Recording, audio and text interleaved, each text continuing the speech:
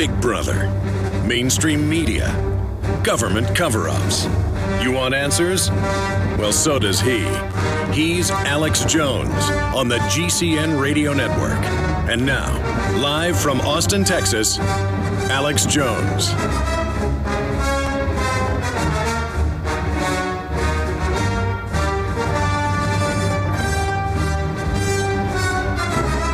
Just when you think things can't get any crazier, they do. I actually had two of my writers write about the same thing today, like two ships, I guess, quietly passing each other in the night. So there's two articles on this up at Infowars.com. MSNBC guessed more white kids have to die. And then there's Paul Watson's article. That was Kurt Nemo's headline. MSNBC pundit, more white kids need to die for Americans to understand racism. You know, I just asked Kurt to add crime statistics from the Justice Department on exactly who's killing who, just a fact, because it's been advertised and pushed by the socialist authoritarian media and by the New Black Panther Party and a lot of other groups like that, that don't mug people and rob people in your neighborhood. Go find a predominantly white neighborhood and go after them. And then Michael Moore says if white people buy guns, it's because they're scared of black people. I don't think that's the case on average. But this is really a war on self-defense. And Michael Moore and his social engineers, they want all of us to live like folks do in the most dangerous areas of Chicago, the most dangerous areas of New York and D.C., where they have taken the firearms from the law-abiding citizens. And that's what this whole psyop is about. Last night, my wife had gone to the grocery store late, so she pulls up, gets out of the car at about 9 at night, comes in the house, and she said, I was just listening to Greta Van Susteren on Fox via XM, and she said, you've got to hear this. So this morning she went and found the clip. I forgot to give it to the guys, but I will, where she has one of the attorneys for the Martin family on, and the woman says, I am a social engineer, not just a lawyer. And we're here fighting racism, and that's why the Justice Department needs to go after Zimmerman. And it just hit me with what a distraction this whole thing is from all the real tyranny going on in this world. And how that's all the establishment has going for them is to get us to fight with each other. It's so elementary, it's so obvious, but the media puts something out like this, puts a story out, beats the drum for a year and a half, and people almost feel like they're celebrities weighing in on it. People feel like they are part of the establishment weighing in on things. They feel like it's cool to be part of it, and you've got the white folks on the internet, which has the anonymity, or people claiming they're white folks. In some cases, it's probably people in government saying horrible things about, quote, minorities, and then you've got people claiming to be black. Some of them I'm sure are, some of them aren't. I'm sure it's the same thing as with the provocateurs on the other side, stirring up things, and you sit here and you look at it, and the drum just beats and beats and beats and beats and beats and beats. So what I'm going to do is get into the latest on the whole saga where you have racial attacks. I mean, I saw a video where you've got another TV reporter interviewing a black guy, but it's to a white camera guy and a white reporter. And it looks like when they run away, it's a couple black, looks like teenagers, come up and sucker punch in the back of the head the cameraman and the reporter, and then are running off. And you can hear the big black guy they're interviewing turn towards the teenagers and says, what you gonna do, little man? So they run off from him. And there's a bunch of these videos. I mean, imagine, there's a white guy. Let me go punch him. He probably, I mean, that's pure racism. And then I saw on Infowars people defending it going, hey, go ahead and shoot the reporters. You know, they might be dangerous like George Zimmerman did. Now is the perfect Ladies and gentlemen, here we are broadcasting worldwide on this Wednesday, the 17th day of July, 2013 worldwide broadcast. Okay, coming up, I want to get into an article from Yahoo News today. Is carrying it. It's actually the Associated Press. Driving somewhere, there's a government record of that. Now, going back 18 years when I first got on air, I confirmed that they were installing license plate reading cameras in Indiana and Texas. I saw it in a technology publication that actually an engineer brought me. This is back in 1995, 1996. And I said, those cameras they've put up on I-35, because it listed them, are recording your license plate and everywhere you go. And people would call in and say, we're not 1984. We're not beyond Soviet Russia. You're a liar. And I would tell people by 1998, your digital cable box is listening to you with a microphone. I even busted one open on Access Television and got death threats over it by people claiming they were engineers. You know, if you keep talking about this, you're dead, boy, stuff like that. Because back then, hey, there's no microphone listening to me in my cable box. I'm in America, and this is big money for the system. They got hopping, and I mean hopping mad. But here it is in the Associated Press today. So see, what's ancient news for my audience is now new news to the public. Because now it's all about throwing it in your face, because now they're going to use the grid openly. Government Bureau creating a Google Earth on every financial transaction, Senator says, CNS News. Yeah, the Pentagon a few years ago actually came out and said, we have a giant computer map with DARPA of every transaction you make, every phone call you make, every place you go, who you talk to, what you do. So, of course, I mean, you know, why are they saying arrest Snowden? Because he came out and said that it's illegal and it's wrong and that they're targeting non-terrorists, the general public. His crime is his credibility as a network administrator over very high-level stuff. Because even if you're not, you know, somebody that's been working there for years, when you've got the know-how they need, you're over the infrastructure. You're the mole, the ghost in the system. And so this is about intimidating their own minions. That's what this whole situation is about. So we're going to be getting into that. Old news for our audience, new news for the general public. Financial Times of London. We have good cause to abhor the surveillance state. And then they go into talking about how every case that's been done in history, it results in absolute tyranny and nightmare despotism. Oh yeah, most of the people that are filthy rich right now and help bring this system in are going to be robbed by the tyranny they set up. Only madmen get rid of the checks and the balances. Continuing, do you know where you'll be in 285 days from now at 2 p.m.? Microsoft and Google do. This is out of fastcompany.com. Again, I told you about this. 1999 is when I learned about it. And then they were bragging about it in MIT publications by 2005. And I've told you that by 2006, they had 93% accuracy on where you're going to eat dinner tomorrow night, even before you knew, and even higher accuracy with mass movements. Now it's even worse. So there's that article. Privacy groups led by Electronic Frontier Foundation sue to stop NSA and FBI electronic surveillance, pointing out it's illegal. Well, it's secret arrest and torture is illegal. Saying the Tea Party is terrorist is illegal.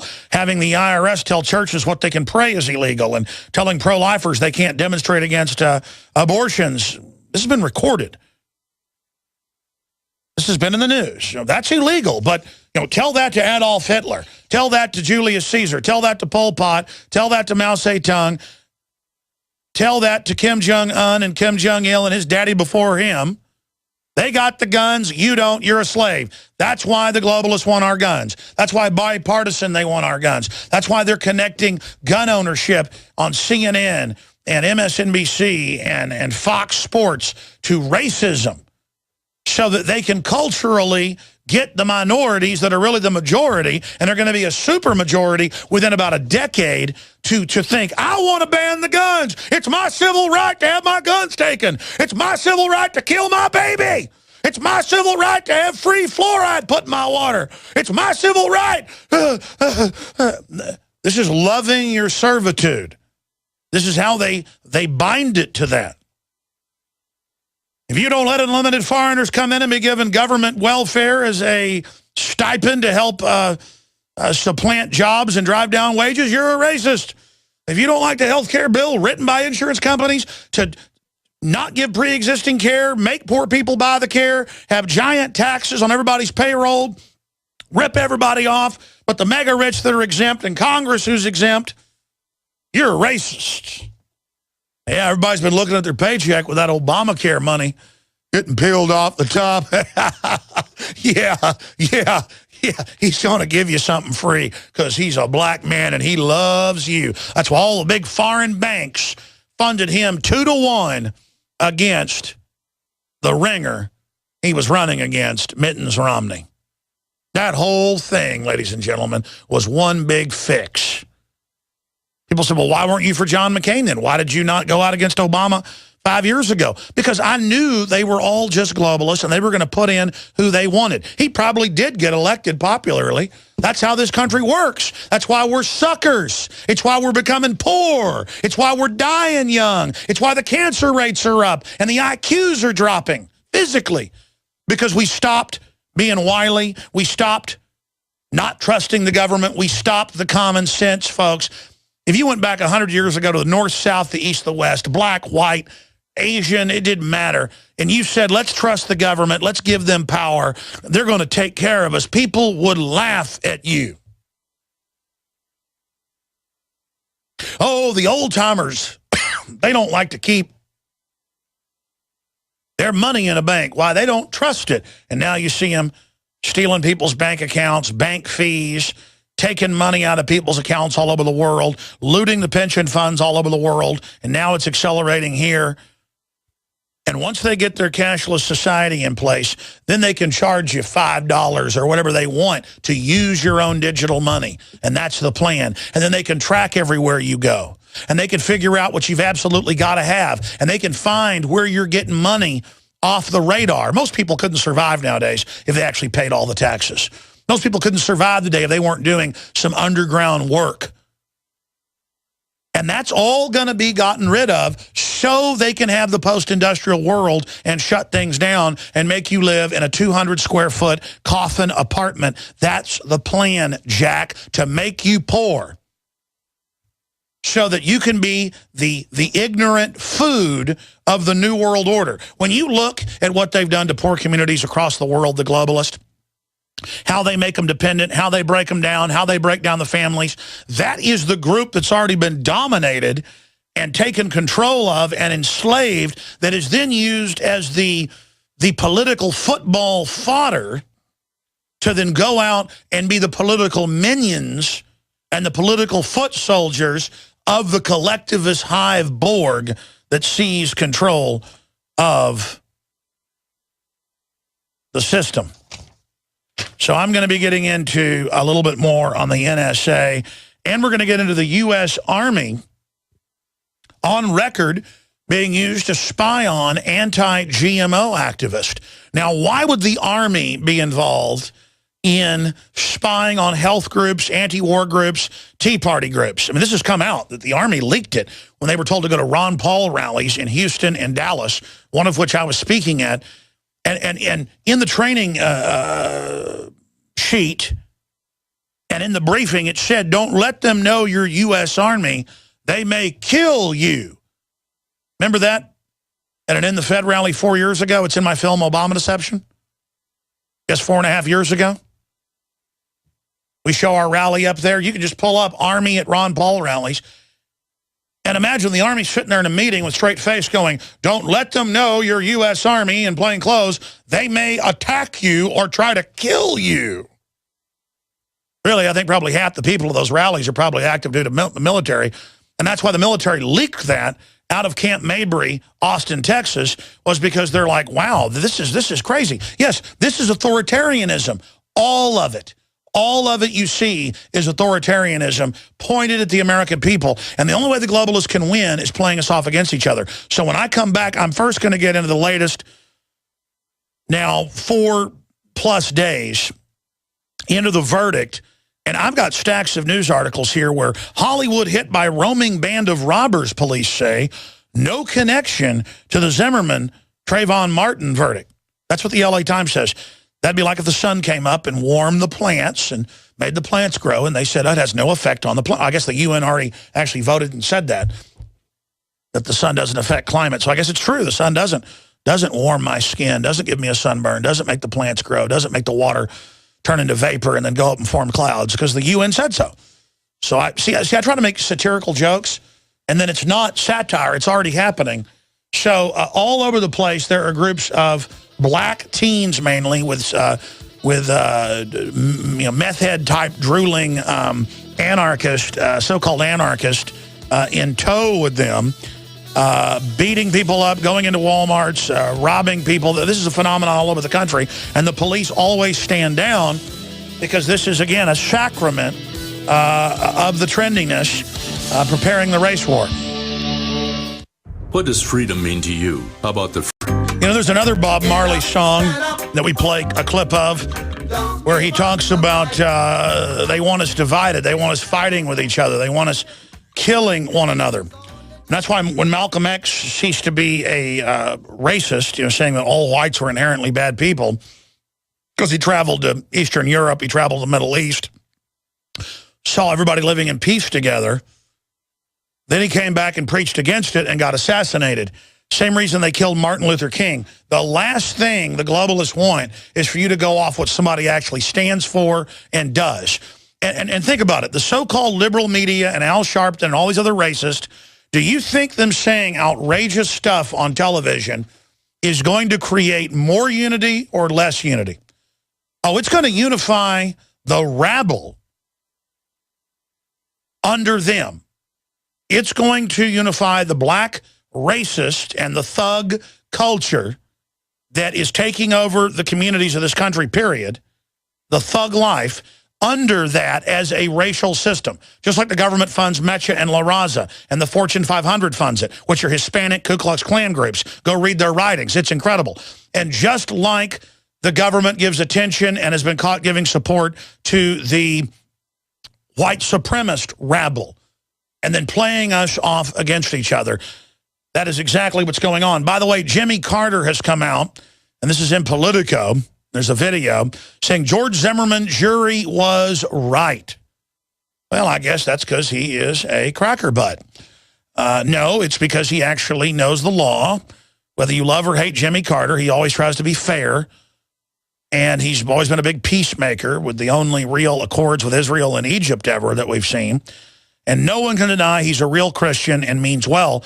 And he followed it, and he said they made the right decision. I think the jury made the right decision based on the evidence presented, because the prosecution inadvertently, I don't think inadvertently, they wanted this to go to trial and then be a mistrial. We said that day one. Inadvertently set the standards so high that the jury had to be convinced that it was deliberate act by Zimmerman, that he was not at all defending himself. There you go. Yeah, they probably could have gotten an involuntary manslaughter or manslaughter, because this case is close, folks. I don't think it's a cut and dry thing, and that's why it was chosen. I don't think it's smart to follow somebody with a gun if they're walking between houses and looking back and forth because they're wearing a hoodie and fit some type of archetype in your mind. And I mean, I do think that fed into the fact that there'd been some robberies, the suspects were black males, and then it fed into it. But there is an injustice of a dead person here, because we don't know Trayvon Martin was robbing. We don't know that. But we don't know that Zimmerman killed him on purpose. It's called reasonable doubt. And what you've got is a power structure that wants to divide and conquer people. Now, this video is up on Infowars.com. There's two different articles. Kurt wrote his last night, but had it on pause until this morning so he could publish it at 5 a.m. And Paul Joseph Watson also did an article on it. Professor who said black people can't be racist spews racism. And we're going to play a clip. MSNBC pundit and professor Michael Eric Dyson, who previously argued that it's impossible for black people to be racist. All that is tribalism. I mean, they got black tribes killing black tribes in Africa over any excuse. You know, well, you worship a different God, or you live in a different area. Or, I mean, it's tribalism. But he says it's impossible, illustrating why so many viewers are abandoning the beleaguered network that has said Americans would not understand racism until white kids were being killed in the same numbers as blacks. So I've seen these Justice Department numbers before. I'm going to have the guys dig it up and add it to Kurt and Watson's article, where on average, last time I saw the numbers, a white is 10 times more likely to be assaulted or killed by a black person. 10 times. And on average, it's above 10, but in some areas, 20 times. And I show these statistics Sunday from the Justice Department, 20 times more likely to be killed by a black person if you're a black person than by a white person. There are some areas of the country where Hispanics are killing blacks in a gang-related racist thing, and that's in L.A., where it's the only place the numbers are flipped. And the Hispanics are mainly from Mexico. It's Mexican gangs. They're coming in and pushing the blacks out.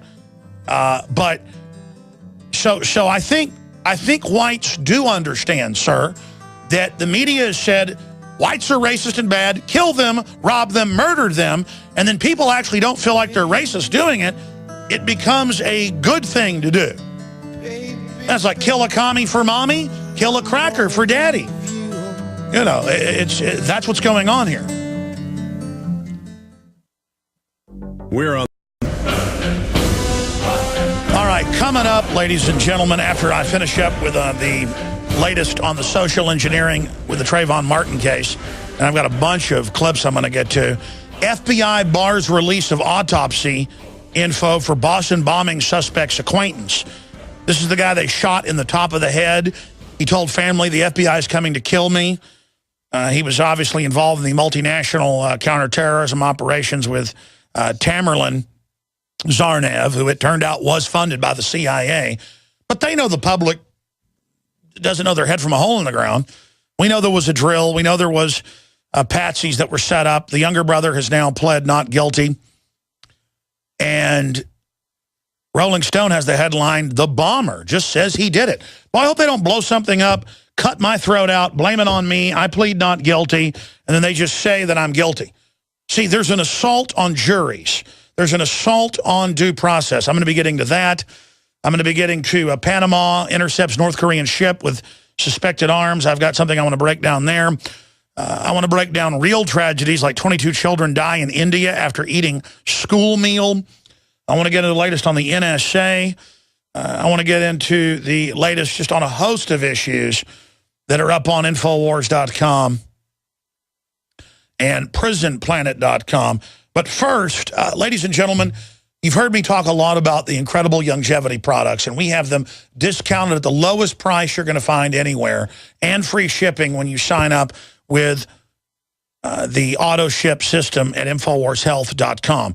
I go out and I find the very best products that have the very best quality ingredients. I promote and fund our operation with the very best Pro One, Pro Pure water filters. We carry the best books, the best films, whatever I think is just excellent, whatever I do research on, the best quality non-GMO, heirloom, non-hybrid seeds at InfoWarsStore.com. And that's then how we fund the overall message of liberty. And that's why we're under such incredible attack, is because the system has figured out we're waking people up. There's a National Review story out today saying that I am, quote, certifiably insane and incredibly dangerous. But they spin it and say America's free, unlike what Alex Jones says, because he's still on the air. Yeah, it's taken me 18 years, and there's still enough freedom left that I could be on the air. I never said America was under total tyranny. They're trying to put us under total tyranny. Anybody can see that. So I'll mention that later if I have time, maybe in the next hour when we have a guest in studio. But the total ORAC score of 8,000 per serving, the new Beyond Tangy Tangerine 2.0, ladies and gentlemen. Whole foods, trace minerals, antioxidants, probiotics, prebiotics, amino acids, essential cofactors, and more. An incredible superfood. The Beyond Tangy Tangerine Citrus Peach Fusion, the ultimate multivitamin mineral complex, discounted at InfoWarsStore.com. And, of course, they have the old-fashioned Beyond Tangy Tangerine as well, but it's non-GMO, organic.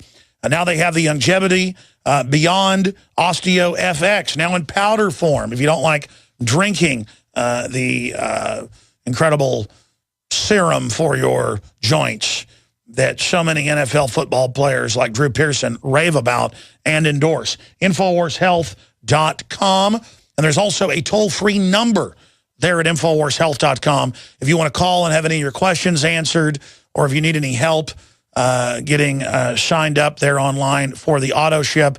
There is, again, also a toll-free number at InfoWarsHealth.com, 888-789-9277, 888-789-9277.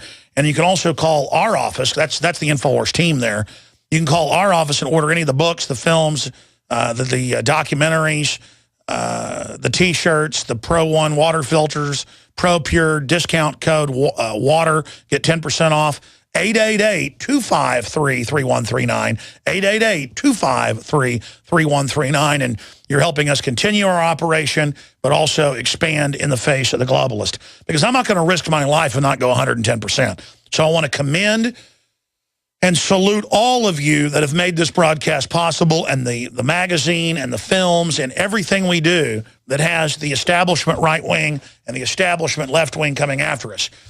Today is the official release date of State of Mind, the documentary into globalist conditioning and mind control. Great way to up your knowledge, but also wake up friends and family. I'm in the film along with a lot of other experts.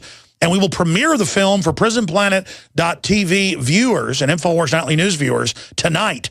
So if you're not a subscriber at Prisonplanet.tv for $5.95 a month, now is the time to do it. Now is the time. One membership in Operation Awakening the Sleeping Giant is 11 memberships. So have an original username and passcode that you can share. 11 people can tune in tonight, 7 o'clock Central, to see the premiere of State of Mind. And yes, we will go on air on time tonight, 7 o'clock Central, and it's going to be about a 4-hour show. We're going to have the nightly news for 30 minutes, then we're going to have the 2+ hour film, and then the filmmakers during and after, at an intermission and after, in studio with us tonight. Tonight's the night, the 17th of July, 2013. Another powerful salvo of awakening. The people perish for lack of knowledge. Well, this is a lifeboat for a drowning world. Tonight, 7 o'clock Central, prisonplanet.tv. If you're not a member, become one. If you have a membership, call your friends and family. Tell them, hey, here's the username passcode, 7 o'clock Central tonight. Or then it'll be archived for everybody after it airs tonight at prisonplanet.tv. You can watch it in high def at your leisure. Okay, enough ranting. I hardly ever plug, usually once or twice a day. And when I do, it tends to go on for a while. So again, thank you for joining us. All right, resetting here. Jimmy Carter, you can say what you want about him. He was a real guy. He was a real guy. I don't agree with a lot of his bleeding heart stuff because it always makes people dependent and can be used. But he followed the trial. He said he's been upset by it.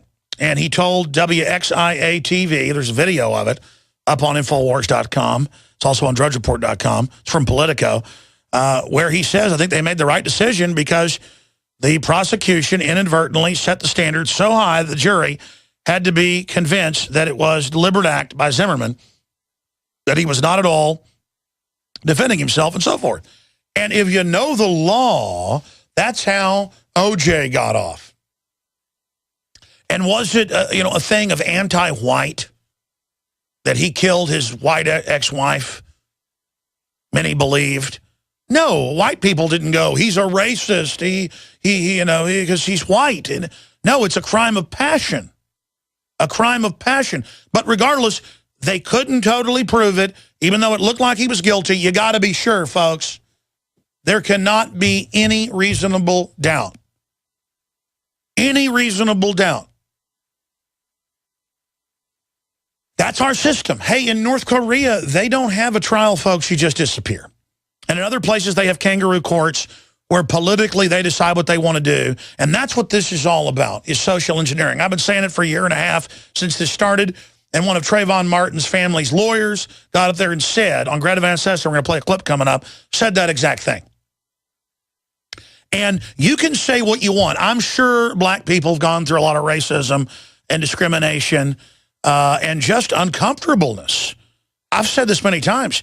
I don't like being invited to fancy, country clubs like the most elite, because I don't feel like state senators or U.S. senators or, famous people, because I get invited to stuff like this, come to our spa, and then I'm in the bathroom after I took a shower, after playing tennis or whatever, and who are you? Are you Alex Jones? I'm Judge such and such. What are you doing here?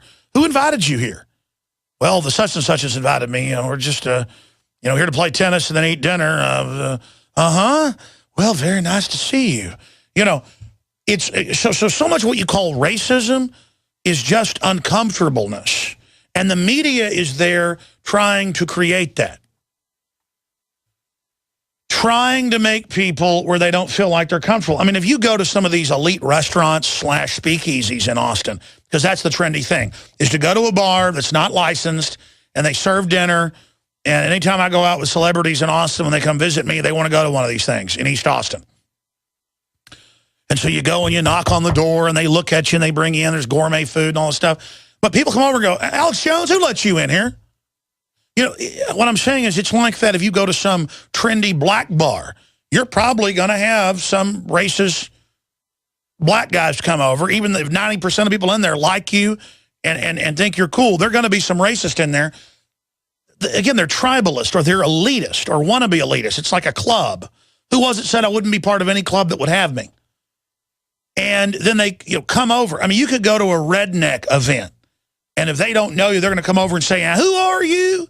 If they're trashy people that are just into their club. Who invited you to this bonfire? Even if you're just sitting there. You know how uncool people are. So you go to hear some jazz at some East Austin, talking 10 years ago before all the trendies went over there. And it's like, what are you crackers doing here? And you're like, nothing. Like, oh, that's all right. I'm not going to beat your butt or anything.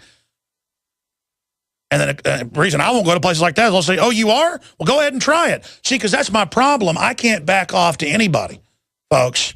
So that's why I don't go to country clubs. It's why I don't go to pretty much black-only bars, because you're going to get told, get your cracker butt out of here.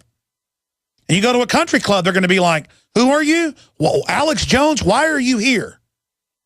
If you go to the most elite country club.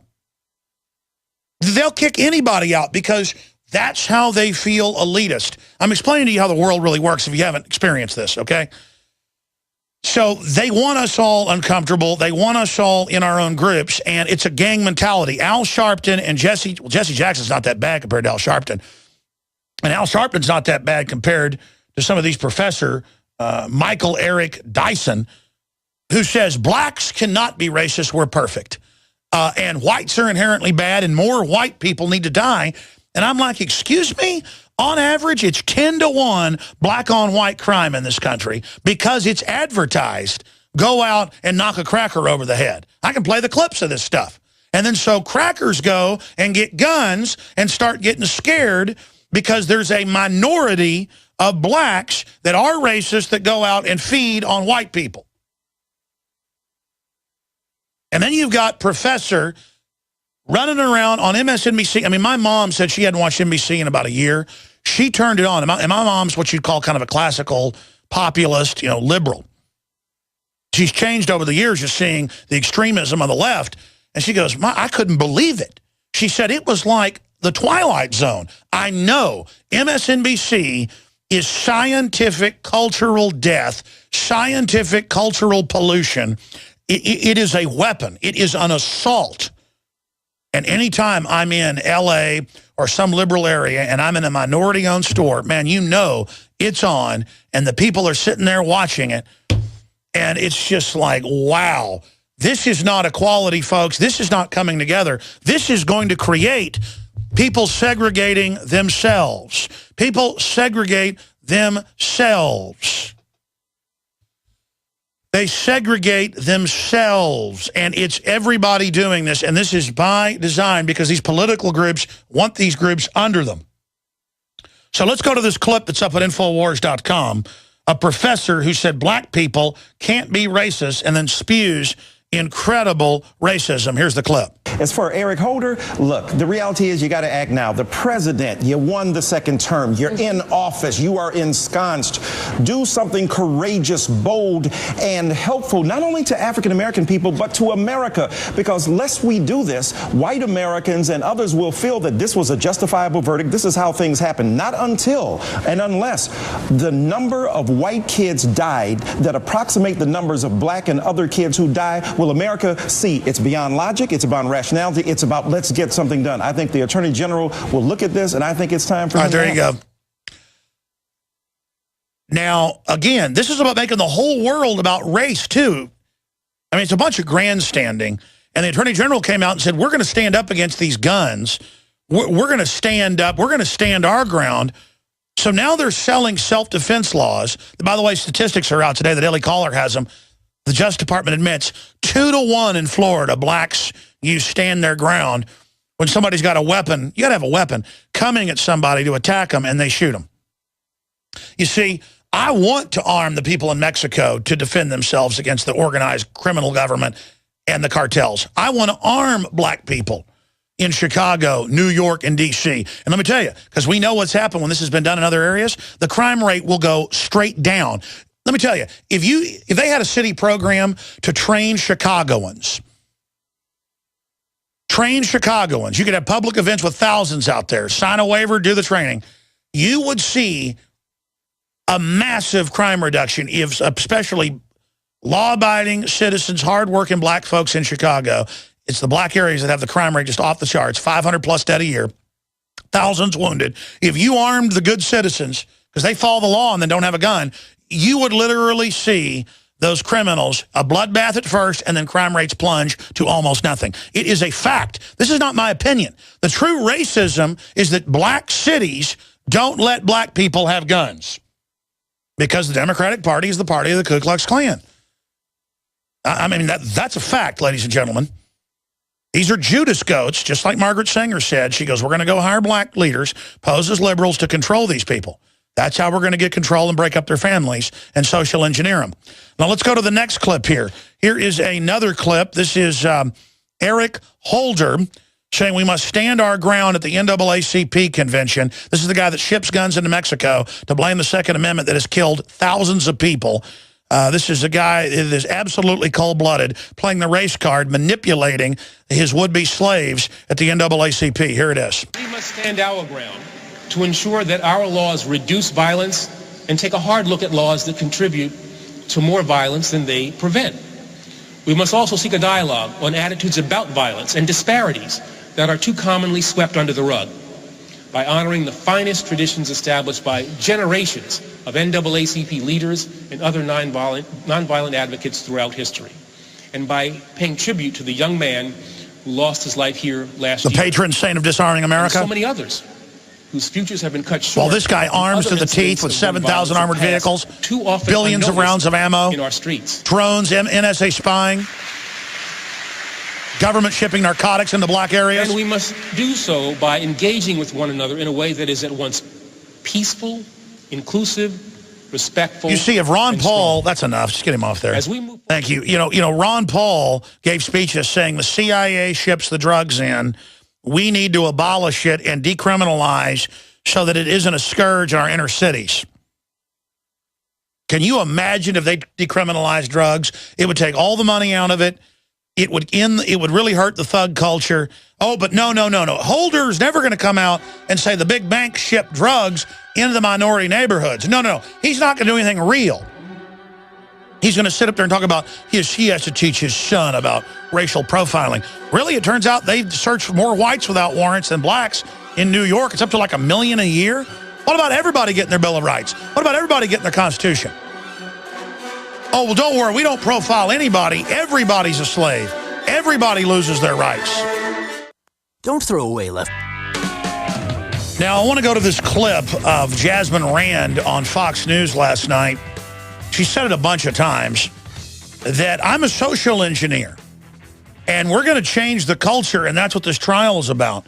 And that's what they're turning Trayvon Martin into, as an anti-Second Amendment martyr, an anti-self-defense martyr, an anti-jury martyr. And you've got all these calls about get rid of juries, have the Justice Department decide. Yeah, just make them God. But this is more about, there's a lot of reasons the social engineers do this. And then they write textbooks on it. And that's why this lawyer spouts off about it, because they're all in the club. You know, they're showing how smart they are, that I'm an engineer too. No, you're being engineered as well. Those that think they're in control, think they know how to manipulate people. If you don't give people wide spectrum truth, you dumb them down, and then you build a world of idiots, and nobody wants to live in that, because a world of idiots will be led by a world of tyrants. A planet of sheep will be ruled by predators and wolves. But this is really about thinking you're right is about your sexual preference or what color you are, whereas that's in there, in the mix, to the exclusion of, do I have a right to not have foreign banks ruling over me, stealing my entire economy, picking winners and losers, deindustrializing, shutting down the small businesses? You know, federal law says 2/3 of federal bids should go to small business. None of it goes to it, basically. And I have the head of the Small Business League on going, we're all being discriminated against. If we're going to have a big government, the money shouldn't go offshore. It should go to a bid process. And the money should go back in the economy. That's discrimination. That gets me upset. Lying, when Rick Perry lies and says, it's the law, you've got to take these vaccines. That's discrimination, a hoax, to say, take this deadly shot. When Mexico's forcing Gardasil on all girls by law, here it wasn't the law, he lied and said it was. They're doing it. Japan banned it. It's killing people. I don't want those Mexican girls dying. My humanity. See, I'm a racist, is why. See, all this real stuff's happening. We're being hammered, folks, with chemtrails, electromagnetic. I'm getting chills right now. And they're just going to force race. And I'll have to hear white people online saying racist stuff. And then I got to hear black people saying racist stuff, just knowing what idiots they are when we've got a new world order over us, coming down on us. Social engineering our genetics, our food, everything, towards the end of civilization, towards the end of humanity, towards Elysium. Man, I'm getting heavy chills. I don't think I've ever gotten chills this bad. You guys see this? I mean, I got goosebumps, man, because I realize, let's go to this clip of this lady saying she's a social engineer. Fox News last night. Here it is. I have a greater duty. And she says it again and again. The full clip's up on Infowars.com. But this is an inherently evil woman using her beauty and her mind to sit there and play games. And again, anytime people like her, Al Sharpton, all these folks, black, white, doesn't matter, when they seize on this, it's to make them a celebrity. And the more radical they are, like the Fox Sports guys saying all gun owners are racist, they're the new Klan, basically. I mean, they know that's a lie. And see, they get to be racist. They get to promote race baiting as a political weapon. Because all they want is green money, folks. They want to separate you from your money. It is unbelievable. All right, I'm going to get into a bunch of other news. Got a special guest in studio. We'll open the phones up as well. And I got an old compadre coming in. Anthony Gucciardi is going to be joining us. He heads up StoryLeak.com. What a great website name. And he just does a lot of great reporting for Infowars.com, for NaturalNews.com. And his stories are just so well researched and informative. We've covered this the last week, that after Israel used a Dolphin submarine to launch its own cruise missiles in to blow up Russian defensive anti-ship missiles, that the Russians have been massing troops and a bunch of other stuff. While we're busy, talking about the new Christ figure, Trayvon Martin, and the white devil that killed him, and as MSNBC's busy saying, white children need to be killed so we learn the pain, and as whites get attacked all over the country in this orgy of balkanization and race politics out of the party of the Ku Klux Klan, the Democrats, and again, I'm not even a Republican, folks, just the Democrats are the seediest, nastiest, big city corruption mafia group of knuckle-dragging scum I've ever seen in my life. People like Chris Matthews and all these master manipulators, they make me want to throw up. And I know there's been well-meaning Democrats in the past, and the Democrats, have claimed they stand for good things on the surface. But the truth is, ladies and gentlemen, Dwight D. Eisenhower and the Republicans got the Civil Rights Act passed. They were the ones. The Democrats figured that America had shifted against them, the white voters mainly, in the North and the South and the West. And so they said, oh, really? We'll one-up you. We'll pay the black families not to have men in the house. That'd been Margaret Sanger's thing they'd already done in New York. And we'll put them all in prison and take over and destroy their culture. And since then, we've gone from less than 10% black illegitimacy to over 93%. Blacks had less illegitimacy. You can pull these numbers up, single-parent homes from the kickoff than whites did. Of course, whites are now at about 50% illegitimate. So don't worry. Everything that's been done to the black people will be done on a slow roast to the Hispanics, the blacks, the whites. We're all in the same social engineering roaster. It's like a crock pot we've been put in here, and they're outside laughing as social engineers. And I just played a clip of the Martin's lawyer, Cutie Cakes, Miss Rand, up there with just arrogant going, I'm a social engineer. That's what this trial's about. Yeah, you guys have really engineered something. You know, you judge an employee by their production, their quality, how honorable they are. You judge a tree by its fruits. I don't care how big a fruit tree is, an apple tree. I've got some apple trees, some date trees, some plum trees, peach trees, and some of the big old green ones don't really put off a lot of fruit, but some little scraggly ones may put off even more fruit. And so I judge a tree by its fruits. Of course, I'm an extremist. I judge a hunting dog by how good it can find the quail. I judge a restaurant by how good the food is. See, I actually judge a tree by its fruits. We're not supposed to do that. We're supposed to just judge right off the surface and what you look like. And I guess at some levels, how beautiful someone is or how strong they look.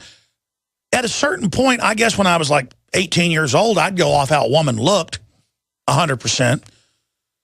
But the older I've gotten, I've gone off how somebody acts. I'd rather be hanging around with a 300-pound fat person that's got moles on their face. I'm talking about a particular person I know I'm friends with, than I would with some beautiful person on the surface who's arrogant and shallow and not smart. I'd rather hang around with somebody that's funny and somebody who's nice and somebody who likes me and isn't a parasite than I'd rather hang around with a beautiful person. Now, the big problem is when you're around a beautiful person who's also very nice and they have a great personality, then there's a problem. Obviously, then obviously I'm very attracted to that. But it's all for me about personality and who people are. And that's what Martin Luther King stood for. Because he was a racist. I'm being sarcastic, ladies and gentlemen. Jimmy Carter's a racist. He said the jury did the right thing. He's a racist. Jimmy Carter, now known as the cracker ass. We'll be right back. I'm being sarcastic, folks. Stay with us. Why does the United States... All right, folks, we're going to open the phones up at the bottom of the hour to take your calls on everything that's happening. Kind of open line Wednesday here. In fact, here is the toll-free number to join us. It's 800-259-9231. 800-259-9231 to cover whatever subjects you want to get into. But Anthony is joining us here in studio, Gucciardi, and he writes, of course, for his two amazing websites, StoryLeak.com, and he also has Natural Society. And he contributes a lot to Infowars.com and also the great folks over at naturalnews.com. But in the last week, we've been reposting and, I guess, syndicating online a lot of his very interesting and informative articles. So I wanted to go over some of those with him and then have him ride shotgun to take some phone calls here with us today. Here's a few of them. While we're busy obsessing on Planet Trayvon Martin, World War III brews as a nation distracted by Trayvon Martin case. Oh, yes, massing Russian troops. Israel fired cruise missiles into some of their installations in Syria. Also, Russian military amasses full combat readiness strategic bombers. Japan had to scramble fighters because of it. That's some of the news. WTC owner Larry Silverstein sues airlines for billions over 9/11 after $5 billion insurance payout.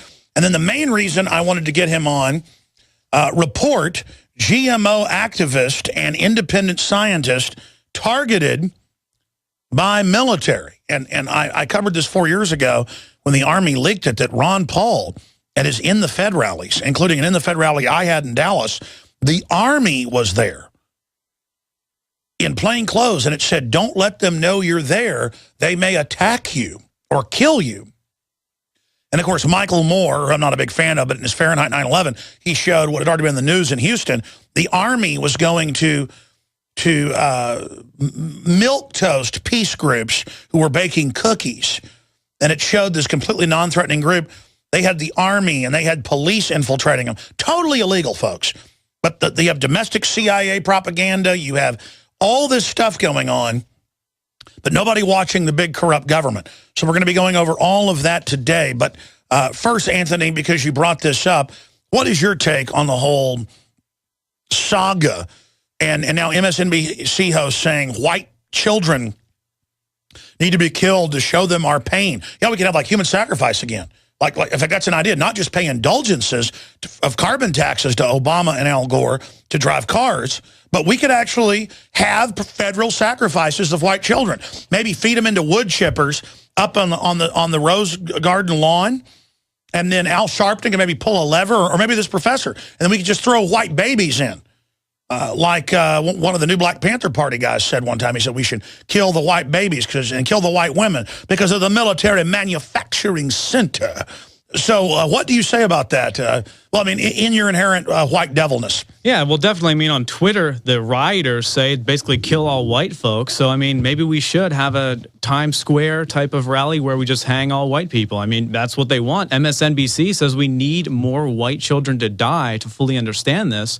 And I guess that's what it comes down to in this mainstream media theater piece. That is a distraction, but we do need to cover it to highlight that. So when people, what if people started committing suicide? I bet if they told trendies, if Obama told white people to commit suicide, I'm not exaggerating. I bet 100,000 people would kill themselves. Well, he could be like Jim Jones, maybe have Kool-Aid.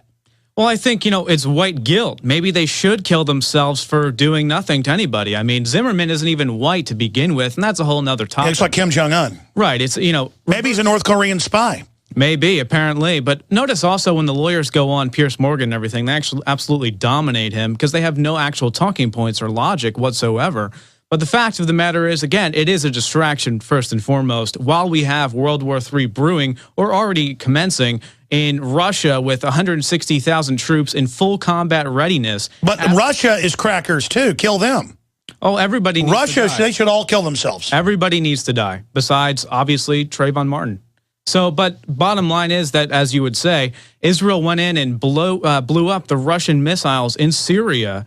And then, yeah, let's show those anti-ship missiles that were blown up. If you just type in Israel used Dolphin submarine to destroy Russian missiles, it'll pop up, and undoubtedly Russian crews on them. Keep going. I mean, that was loving, though. Yeah, so they actually instigated all this, and they act like it's no big deal. And then Russia goes ahead and orders this combat readiness emergency response drill, whatever they want to call it. Putin goes in because he's not going to take that. He's not somebody like Obama that's just going to take that. Well, he's racist. He's obviously racist. So Israel goes ahead and says, how dare Russia do that? How dare they amass the troops after we blow up their stuff? And Russia's here with these strategic bombers, and I have just interviewed with RT, and I hear that society over there is calling for nukes for Israel. They absolutely want to go into war. They want to go against Israel. And I mean, all of this is brewing, and the mainstream media is too busy talking about what Zimmerman ate for breakfast. It's a joke. Maybe they could use those big bear strategic bombers to drop white people on Israel. Maybe, and go into the gulags as a response. But yeah, I think it's amazing that we have this, a brewing of World War III, if not something else, a global conflict potentially, or most likely. Right out of the Bible, yeah. Yeah, exactly. It is biblical proportions. I mean, if Russia were to attack Israel as it's written in Revelations and so on, I mean, we all know what may happen, and it may mean that we're closer to, certain scenarios than we previously thought. I mean, this is massive breaking news, and you did cover it up on Infowars.com when I originally wrote on StoryLeak. So Infowars and StoryLeak were the only ones actually even talking about this. Besides the Israeli National Post, it's a complete spin article on it, though, that Russia's evil for responding to their blowing up of their missiles, which they instigated it. But then it goes into the question, really, if Russia was to go up against Israel, the United States would undoubtedly back Israel, and then you actually have a world war scenario. Now, it's not that nothing's happened yet. Russia hasn't done anything fully, but they have full combat readiness troops and strategic bombers ready to go. But Israel actually went and in a hot war blew up their missile system. So we're facing so many threats domestically and internationally. It's hard to keep up with some people, where it's going and everything like that. But the fact of the matter is now we're struggling against the U.S. military domestically, and they're about to go potentially fight another war. It's a war on all sides against the people and the Constitution, which is burning and fueling all of this like coal in the train of tyranny up against the world right now. And then we have our government putting in hundreds of thousands in the last 2 years of real al-Qaeda who are engaged in incredible atrocities, just starting a war with Syria, and it's not even in our news. And then the Syrian rebels go in, of course, kill all the Christians, eat their heart for their power. On TV. And that's fine, though. I mean, that's not a big deal, apparently. And then we're living in a Twilight Zone world where Vladimir Putin says it's wrong that they're eating hearts on TV and our media criticizes him. And I don't live in Russia. I've never been to Russia. No. I'm not a fan of the Russian system, but Russia is not here taking my country over. Foreign banks have hijacked my country. They're force-feeding us GMO. They're trying to force vaccines on us. They're trying to start race wars. What do you think is the method to Goldman Sachs, JP Morgan madness? Because that's who runs it. Well, let me tell you something interesting here. This is actually from Bloomberg, but it goes into an NBC report. Taxpayers fund the mega banks with $83 billion per year. Okay, that works from the mega bailouts and different leveraging systems. It's a lot more than that. That's just one funding. That's just on paper. Okay, that's just the very minimal amount, $83 billion publicly on paper. But the QE3 is $80-something billion a month. Oh, it all stacks up way higher. But this is just the taxpayer dollars here, $83 billion that goes into the government funding that ultimately goes to the banks. But then NBC reports that it was in the back of the news. I found it had about 12 shares on Facebook, that the banks then take that cash and use it to finance the Mexican drug cartels publicly 100% and terror cells, known terror cells inside the United States, yet we still continue to fund them with the $83 billion and the more amounts of cash that you're talking about every single year. So what's going on? And that's apparently, they claim, that's pretty much all of their profit. But see, I don't need to respond to any of that. I could just call you racist. You could, and I obviously am, because I'm against big banks and tyranny of all kinds, and also I'm against racial profiling, which is what's happening. I mean, when Rachel Jeantel goes on Piers Morgan and says certain things, they just clap because she's black, and that's the point. Well, no, she said he was obviously a gay rapist, a gay pervert. And Nancy Grace says that he's Zimmerman's a Taco Bell loving, churro eating, blank. And I mean, that's perfectly fine, though. You can insult Zimmerman because he's a white Hispanic, so that's perfectly fine. I'll tell you what's bizarre about this is, I mean, when you look at Nancy Grace, she's like a cartoon character. Yeah. And all she spews, why is she allowed to basically call Zimmerman a racist name towards Hispanics? I guess anything to whip things up. I guess that's the mission. Well, the real question is, where are the Hispanics? Why don't they care about this? George Zimmerman is a Hispanic, and when you say, yeah, he goes through Taco Bell and eats churros every night, that is racist. If I were to go up and say, yeah, Trayvon loves watermelon and fried chicken, do you know what would happen? You know what might happen just because I made a reference to that? But she can say that Zimmerman loves Taco Bell and churros and use race baiting and so on and so forth, and Salon can go out and use the same thing. But we're not allowed to talk about that simply because I guess we're in the right and we have logic on our side, and anyone that makes any sense isn't allowed to use a counter-argument to this race-baiting garbage. But see, that's what it does. We're not discussing all the scandals, the IRS gate, the NSA gate, telling pro-life groups what they can pray. That's on record. That's how authoritarian this is. Yeah, they're chanting Hail Satan down at the Texas Capitol, little heroes, against the pro-lifers. And the answer is, let's just have a big race fight. Well, and you're talking about earlier, I mean, what they are is they're shallow, if anything. They're insulting us, saying we're racist and dumb. They're making it about race, and they're coming down to the point where it's about Trayvon being black. And, oh, Zimmerman was a gay rapist, racist. How many things can you pile up on this guy?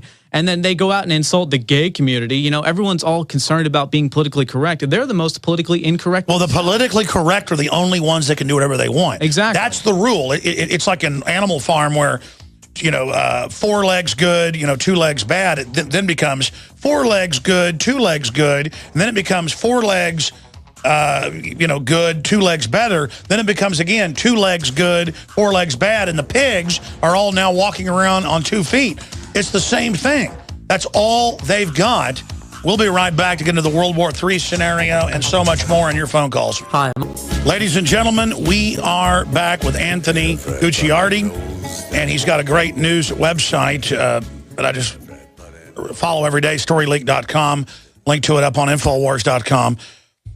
They are trying to invoke everything she can. We've got the clip of her saying, oh, he loves his Mexican food every night driving through Taco Bell. What does that even mean? And invoking this racial word that clearly audio doesn't say. But again, it just shows how they can change the whole subject from the entire world of what's happening onto this to then blame the Second Amendment, but also make rights only about race or sex or religion, not about, what about a right to not have Agenda 21 shut down our country's industries? What about that right? Yeah, exactly. And, you know, the whole stand your ground thing isn't even about stand your ground. It's about the Second Amendment. They want to get rid of the Second Amendment entirely. They've said that repeatedly over and over again. Politicians are completely on board with that entire thing. I made a documentary about it called Disarm for your Operation Paul Revere contest. And that's the simple reality, is that this is not even about Trayvon Martin at the heart of it in certain ways. It's really about ending the ability to own a weapon. Look at Obama. He said Trayvon Martin could have been his son.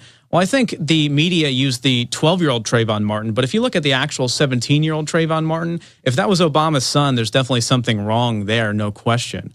And it's ultimately been about a war on the Constitution, and that's why we have 100-mile Constitution-free zones as done by the DHS that extend beyond the quote-unquote border, including the oceans that swallows Philadelphia, Houston, over 100 million people, where they don't have the Fourth Amendment right, so they can search your belongings at any time. So you go down to Houston around here, and you don't have your Fourth Amendment right. The DHS can, quote-unquote, legally stop you and search your stuff. The Constitution does not apply in Houston, according to the DHS. That's admitted. Amazing.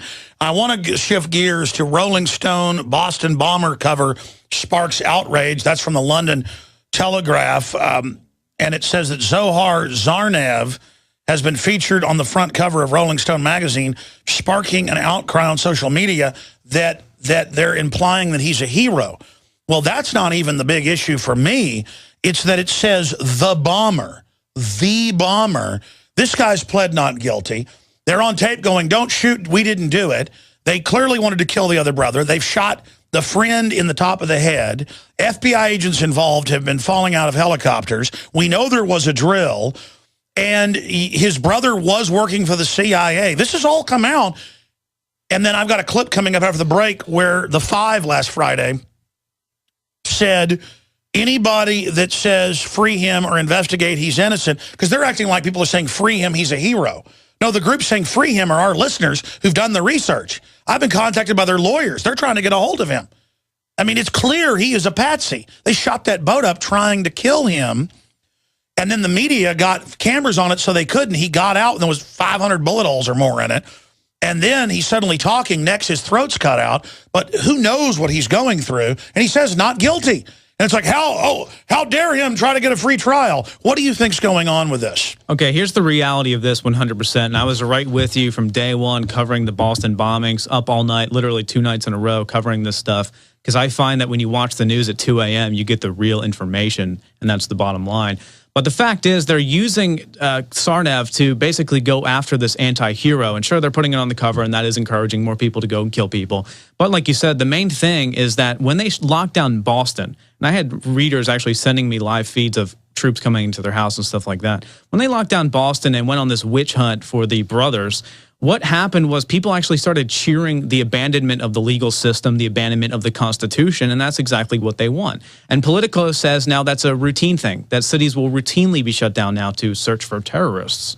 So what's happened is people are now applauding in a 1984-like scenario. They're clapping, they're screaming, they're so happy. Please take away our Constitution to get. And that's the psyop. They really psyop that and then project that idea to then sell the rest of it. And now police, fireworks got shot off in Las Vegas. We'll shut down your whole neighborhood and search your houses. They're setting that precedent. Well, did you see that one city with the image that a reader had sent to me, actually, and you guys posted up? It went viral on your website, Infowars.com. And it was 4th of July park rules, fireworks banned, grills banned, no dogs, no pets, no children after a certain time, no yelling, no screaming, no music. It was just everything. And they had cops search the people when they walked into the park for 4th of July. All bags, coolers must be searched, it said, in bold red letters. Your freedom is a thing of the past. Absolutely. Yeah, there it is. And then some terrorist posted the Fourth Amendment on it later. Yeah. That person needs to be sent to Guantanamo. We're on the march. Yeah, they're bad. The Racist. Empire's on the run. Following things, Anthony, who's here in studio with us, Anthony Gucciardi of Story Leak website. When you're actually paying attention to all of this, you can see the drill, the intelligence operation, the stand down. Then they say, don't talk about the drill. Don't look at the photos of the contractors. And you just walk through the entire scenario, and then they kill the one brother, try to kill the other, kill the family friend who had also been going overseas with the older brother, who was part of a CIA-funded group. And they say, well, he's from Al-Qaeda in Chechnya. That's run by the West on record. Look at this. FBI bars release of autopsy info on Boston bombing suspect's acquaintance.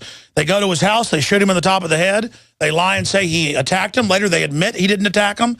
And then now we're not going to release his autopsy info. They will not release the autopsy info on Michael Hastings. By the way, big Michael Hastings development. And then we'll get back into this. I got a call at about 5 o'clock yesterday by Staff Sergeant Joseph Biggs, who was really good friends with the Rolling Stone associate editor whose car blew up 3-4 weeks ago in Los Angeles. And he went to the funeral. He's friends with the wife, Mrs. Hastings, who was a speechwriter for Condoleezza Rice, by the way, and worked in the Bush White House. And he's this big award-winning reporter, and you've got the whole story about what happened to him that I won't repeat. But he said, I'm going into hiding. They're coming after me. We got feds visiting friends' family. They're probably going to raid BuzzFeed, get a lawyer, biggest story ever, CIA. I'm going underground to break it. Car blows up, 4 a.m. The wife goes to the funeral and tells Staff Sergeant Biggs, I'm going to bring these people down. She called him up yesterday, and I'm not at liberty to tell all of it because I announced I was going to send Biggs, pay for it. He didn't have the money. He's in college out of the military after 8 years or whatever. And I was going to send investigative journalist Wayne Madsen there, and I was going to send David Knight there and Rob Jacobson there. She called up. She was texting and texting, going, don't do this, respect my wishes, don't come investigate. Then he calls her number, and she's crying in the background. Her friend answers and says, she's crying, just please don't do this. There's no doubt they've been threatened. And he said that when he went to the funeral, the friends and family were like, oh, we're scared. No, the feds did come. We're not going to say who. Because they see the feds on TV saying we never visited them. They know they came. They're freaked out. They know. I mean, she thinks they killed him. And then she's so scared, I guess, for her child. Do you respect her? We're going to give it a week. We're going to see what happens. But it's not just about her husband. It's about journalists and the media. And it's about, just because she says stand down, or just because she says don't come do this because she's scared, does everybody have to back down? And then where's the media? They clearly blew his car up. They're coming after me. I'm going into hiding. Biggest story ever. Boom! And then now they're suppressing the police report, and they did cremate the body without permission. That's illegal. Anthony Gucciardi, what is your take on this? Let me share something with you. Exclusive here. I've never talked about this before, but I'm going to do it because when you said that, this story pretty much sent chills down my spine. During the Boston bombings, I was in communication with the guy who told the Alabama media news post, I don't know what it's called, alabama.org or something. He said there was a drill on the day of the Boston bombing. Yeah, that was the TV station. Right, the TV station, but he told actually... We talked to him and he got threatened. Right. No, I did the interview with him. I did the exclusive. I called his cell phone. I did like 3 hours of research online. I got his cell phone from a college basketball thing or something. I called him. All of the people, BBC, NBC, CBS, he called me back. I don't even know why, but he did. And he called me back, and I did the report with him. I put it on YouTube, and it's got a ton of views, and you featured it and everything like that. But I'll tell you what, I emailed him again, and I said, hey, I would like to talk more about this. This is a huge breaking news. I actually asked if he would go on your show and everything. I remember, and he says, I can't talk about that anymore. I'm not ever talking about that again. Please take down the interview. Don't ever talk about that ever again. And the college emailed me and asked me to take the video down and everything like that. And I responded, I said, what happened? Did you get threatened? You can talk about it because they might actually kill you if you don't actually go and speak about it. and the college person said, "Don't ever talk to us again. You're a conspiracy theorist. Alistair is no longer speaking to any of you guys." And remember, he told the TV station that, he told a radio station that, and then you in more detail.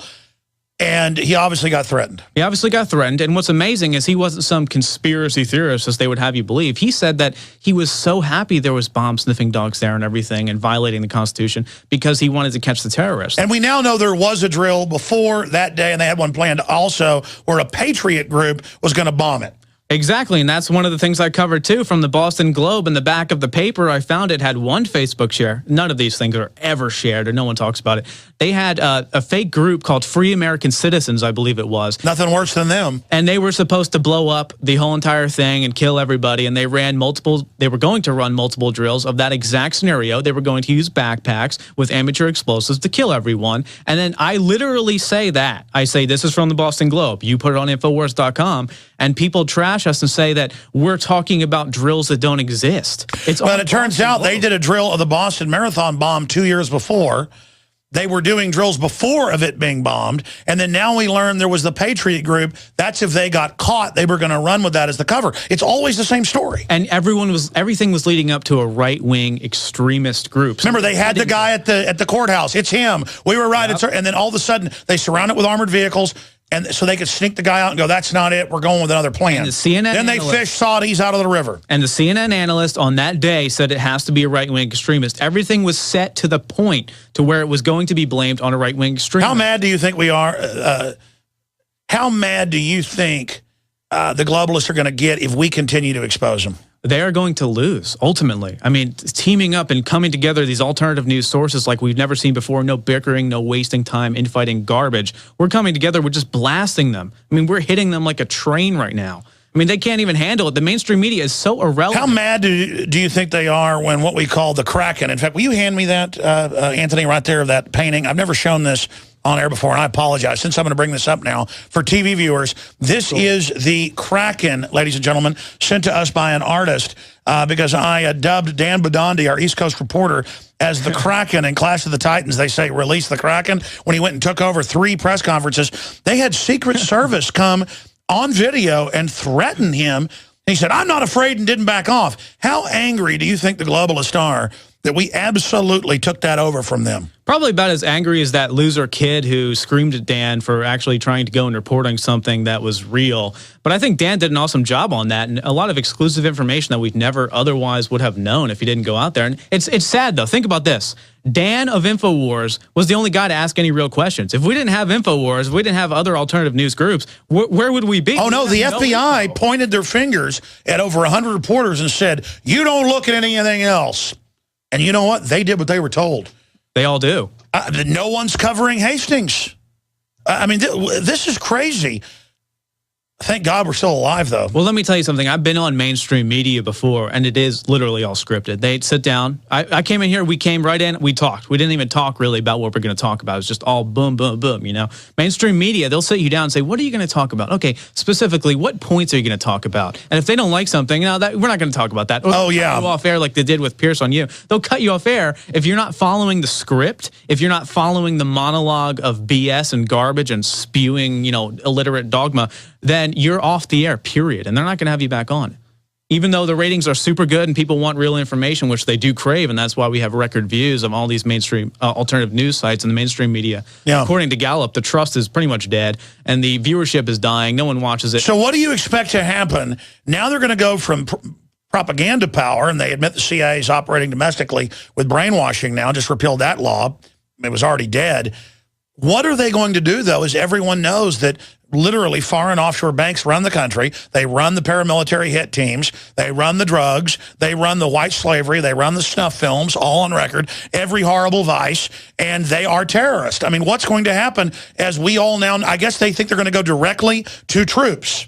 Well, I mean, what's already happening with the mainstream media you're talking about is they're becoming a really, really fake version of Infowars. Look at Bloomberg. They're releasing actual content that is about 1/1,000,000th of the truth, and they go, like I was talking about earlier, they released the piece that, yeah, we fund the mega banks with $83 billion a year, and why do we do that? And in reality, it's trillions. But they talk about the $83 billion publicly, so then it gets people a little mad, the Occupy Wall Street stuff, but nothing really happens. They don't go into why we're funding the bankers.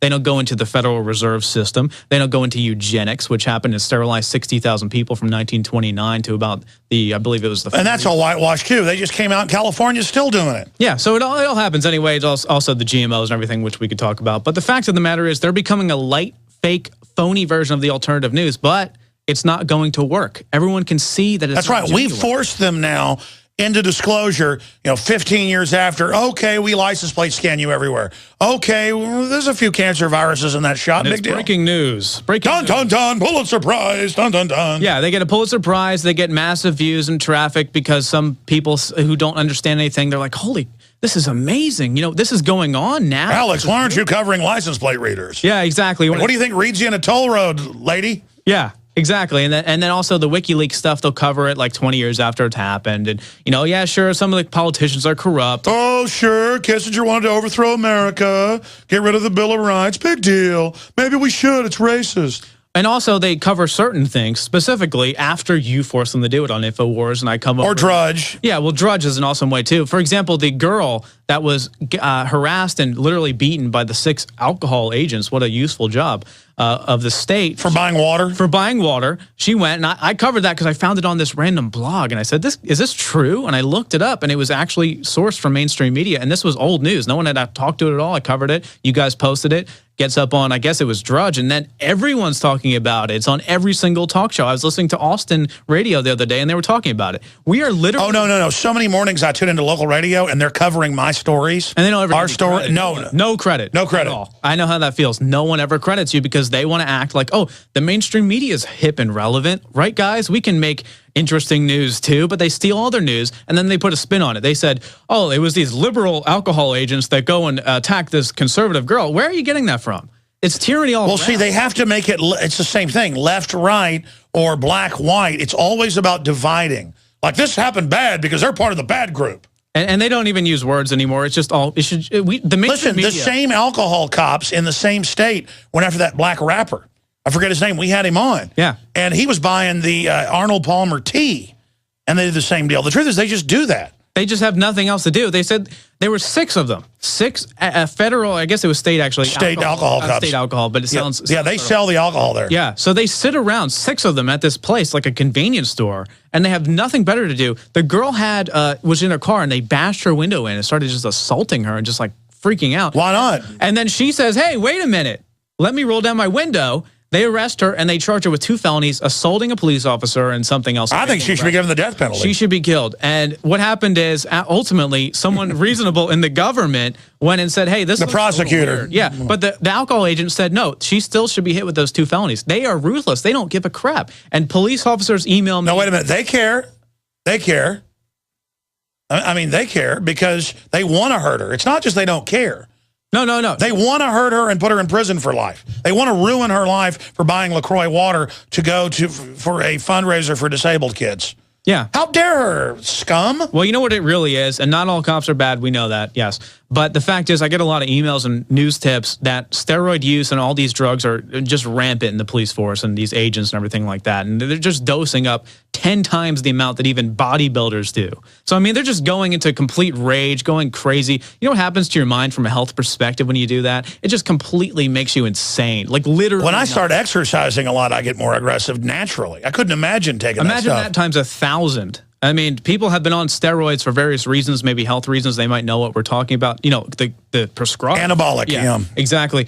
But the fact is that these people are dosed up on so much stuff, not just steroids, we're talking coke, anything they can confiscate and do real quick from these guys. But you also talk about the training where it's instant shooting, which is good to save your life unless the guy gets out with his wallet and you shoot him and they go, well, he thought the wallet was a gun. And we see this all the time now. Well, there's no question it's by design, but you can fuel this further by advocating the use of these drugs, and it's trickle-down tyranny, as Mike Adams would say. They had the police chief of Fort Worth a few years ago come out and say, we all need to take steroids. Yeah, it's a great thing. There was even a documentary that everyone should take steroids because they're perfectly fine, and then the guy's brother died, and he retracted the statement.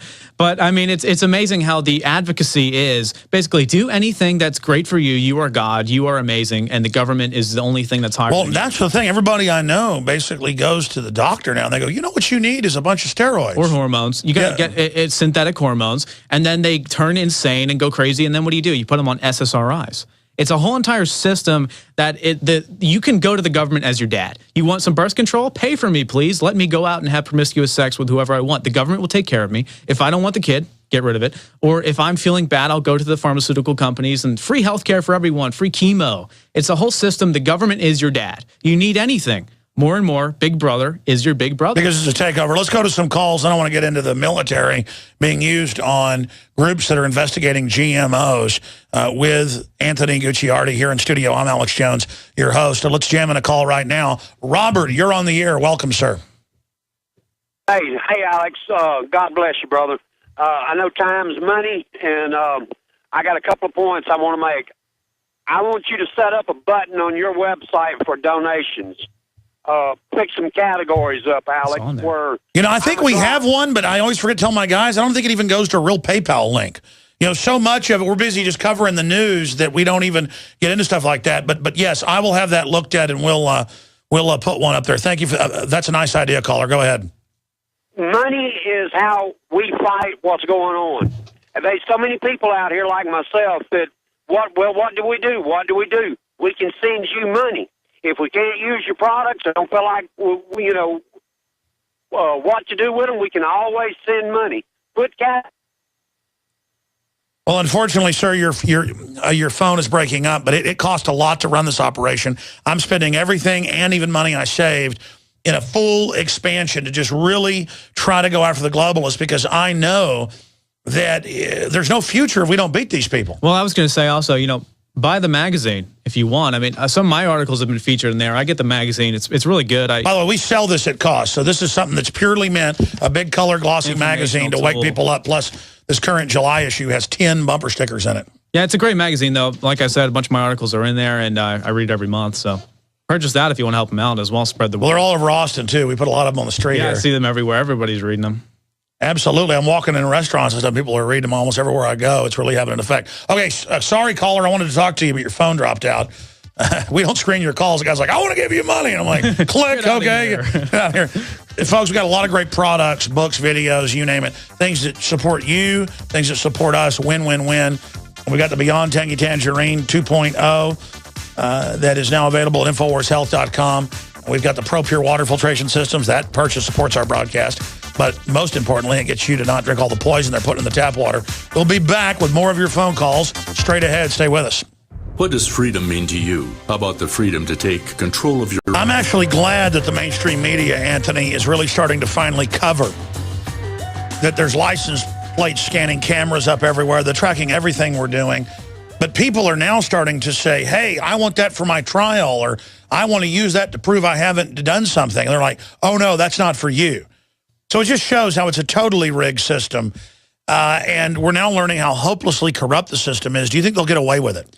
No, I don't. And what's interesting is it shows that we've already won. The fact that the mainstream media is forced to pick up on these alternative news pieces, even though they do spin it and make it into their own kind of fake left-right system, et cetera, et cetera. The fact is we've already won by making them cover it. And as far as this Orwellian system goes, just consider the fact that Verizon and T-Mobile are getting paid massive amounts of cash from the NSA and the FBI for letting them spy on your phone. So they have actually a public obligation as far as their shareholders are concerned to let the NSA and the FBI spy on people. They're getting like $500 a month to initiate a wiretap from the NSA. This is in a new report. And they're getting about $50 just for your little cell phone. They get about $50 more than you pay for your bill. They're getting from the NSA and the FBI to the point where it accumulates to about $500 million of revenue, profit, pure profit. They don't have to do anything for these companies, and they have about 90 employees. So I think Verizon had 30 or 90. And by the way, that's just when they want to finally use it in court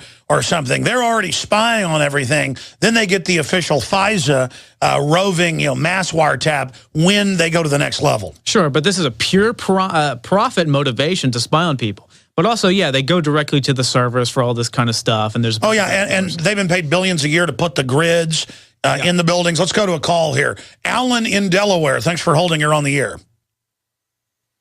Hello, Alex. Hey, buddy. Just want to say that, Michael Hastings was onto something. Look, the Beltway is swarming. Every third car in rush hour is basically a government agent right now. You know the old saying, give people enough rope. Well, that's what they've done. And for the last 30 years, George Bush Sr. has been running this country. He's been running these psyops. I had two guys a few years ago move into my house. One was a listener, and the other one was working for Department of Homeland Security. And the bottom line is here, folks, the war is on the United States to shut us down, commingle us with the rest of the planet, turn us into bug specimen, and basically run our lives as bots to keep them validated. It's the power trip of they don't want anybody to be free or have their own business because then they're not in control. I mean, this is the takedown of America. You're absolutely right. Read Mein Kampf and you'll know what's coming. Read the New World Order and you'll know what's coming. Read the UN manuals, the Army manuals. You'll know what's coming. Cell phones, Facebook, all these social media. The mainstream media is doing a fantastic job keeping us asleep and in that trance of everything's fine, even though your feet are on fire and your kneecaps are melting. Wow, this caller knows what he's talking about. We've got to get out of the trance. Where do you expect this to go? Because they say they're scientifically here to wreck everything and then pose as the saviors. What do we do dealing with a group of criminals this hardcore? Well, we got to fight fire with fire. That means that we have to go to Washington. We need to go on the anniversary of Breitbart's death. I called for a March 1st, talk later. Let's go sit down. Look, just 3 million people, 1% on the mall in D.C. are trying to get there is going to send a message we've come to talk. The bottom line is here, folks, we're 30, 40 years into the melting pot. It isn't a joke anymore. Look at this crud they're feeding children. Children under 10 years old. They're killing us, man. They're killing us. We'll be right back. Gucciardi's with us till about 20 after. Then my old friend and a fellow who helped produce my TV show, Mike Hanson, has agreed to pop by, drive out from where he lives in Gonzales, and talk about some of the adventures we've gone through. Because I'm on air going, yeah, Mike Hanson was there when the Special Forces guy jumped out of the bushes and tried to set things on fire to blame us. And it's like, sounds crazy, but I've got to have Mike come in and talk about some of the crazy stuff we've seen. We'll continue with your phone calls in this segment and the next. And then we'll also, Anthony, get into that story we haven't covered yet about using the Army on the organic food people or the FBI on the Amish, like they're bad to have their own milk. It's like they dress up in black uniforms, so then you're bad. It's like, next, I'm wearing a black uniform. Being a father is evil. I'm arresting you for being a father or breathing air. It's all like they're, have you noticed what I'm talking about? It's almost like a dress up with government, like they announce the fantasy and then we all play along with it. Yeah, it's just weird worship of this concept that anything they deem to be incorrect or wrong, and they're always wrong. But anything they say, it's always you're a suspect. What do you say for yourself? Yeah, or free American thinkers. They call themselves Infowars. They make it seem so spooky and weird. Everything this They say the government might not be trusted. Oh, how crazy! Yeah, exactly. Or they say that Russia has 160,000 troops ready for combat when it's actually happening 100%. Or the commenters will be the people buy into it too, though. They'll comment and say, there's no proof of this. When you link to CNN, you link to Israeli. Oh, no, it's like, here's the company that has the targets for children to shoot them, and here they are admitting Homeland Security ordered them. Shut up, liar. They never do that. Yeah, it's almost like they obviously are the ones who are mentally ill and often on SSRIs and stuff like that, but then they're saying that we're crazy for literally, we could copy-paste an article. Sometimes you guys post up articles from mainstream news, and they insult you. They say, Alex, this is crazy, when at the top it's linked to CNN. They don't even know how to basically click on some stuff, and a lot of people are informed, but the fact is that they'll trash us. It's all perceived. It's fake perception. They can go on your site, Infowars, right now, and there will be an article up from a mainstream news organization, and there will be comments you can read where it says, Alex, you're making this up. you're crazy. Your writers are making this up when it's from a mainstream news source. Well, that's what may be made up. It's from them. But the point is that a lot of those are trolls. They know it's real. Yeah. They'll just say that because it's their job. Sure, but there is a percentage of the population that literally buys into every single thing that the government says in the mainstream media,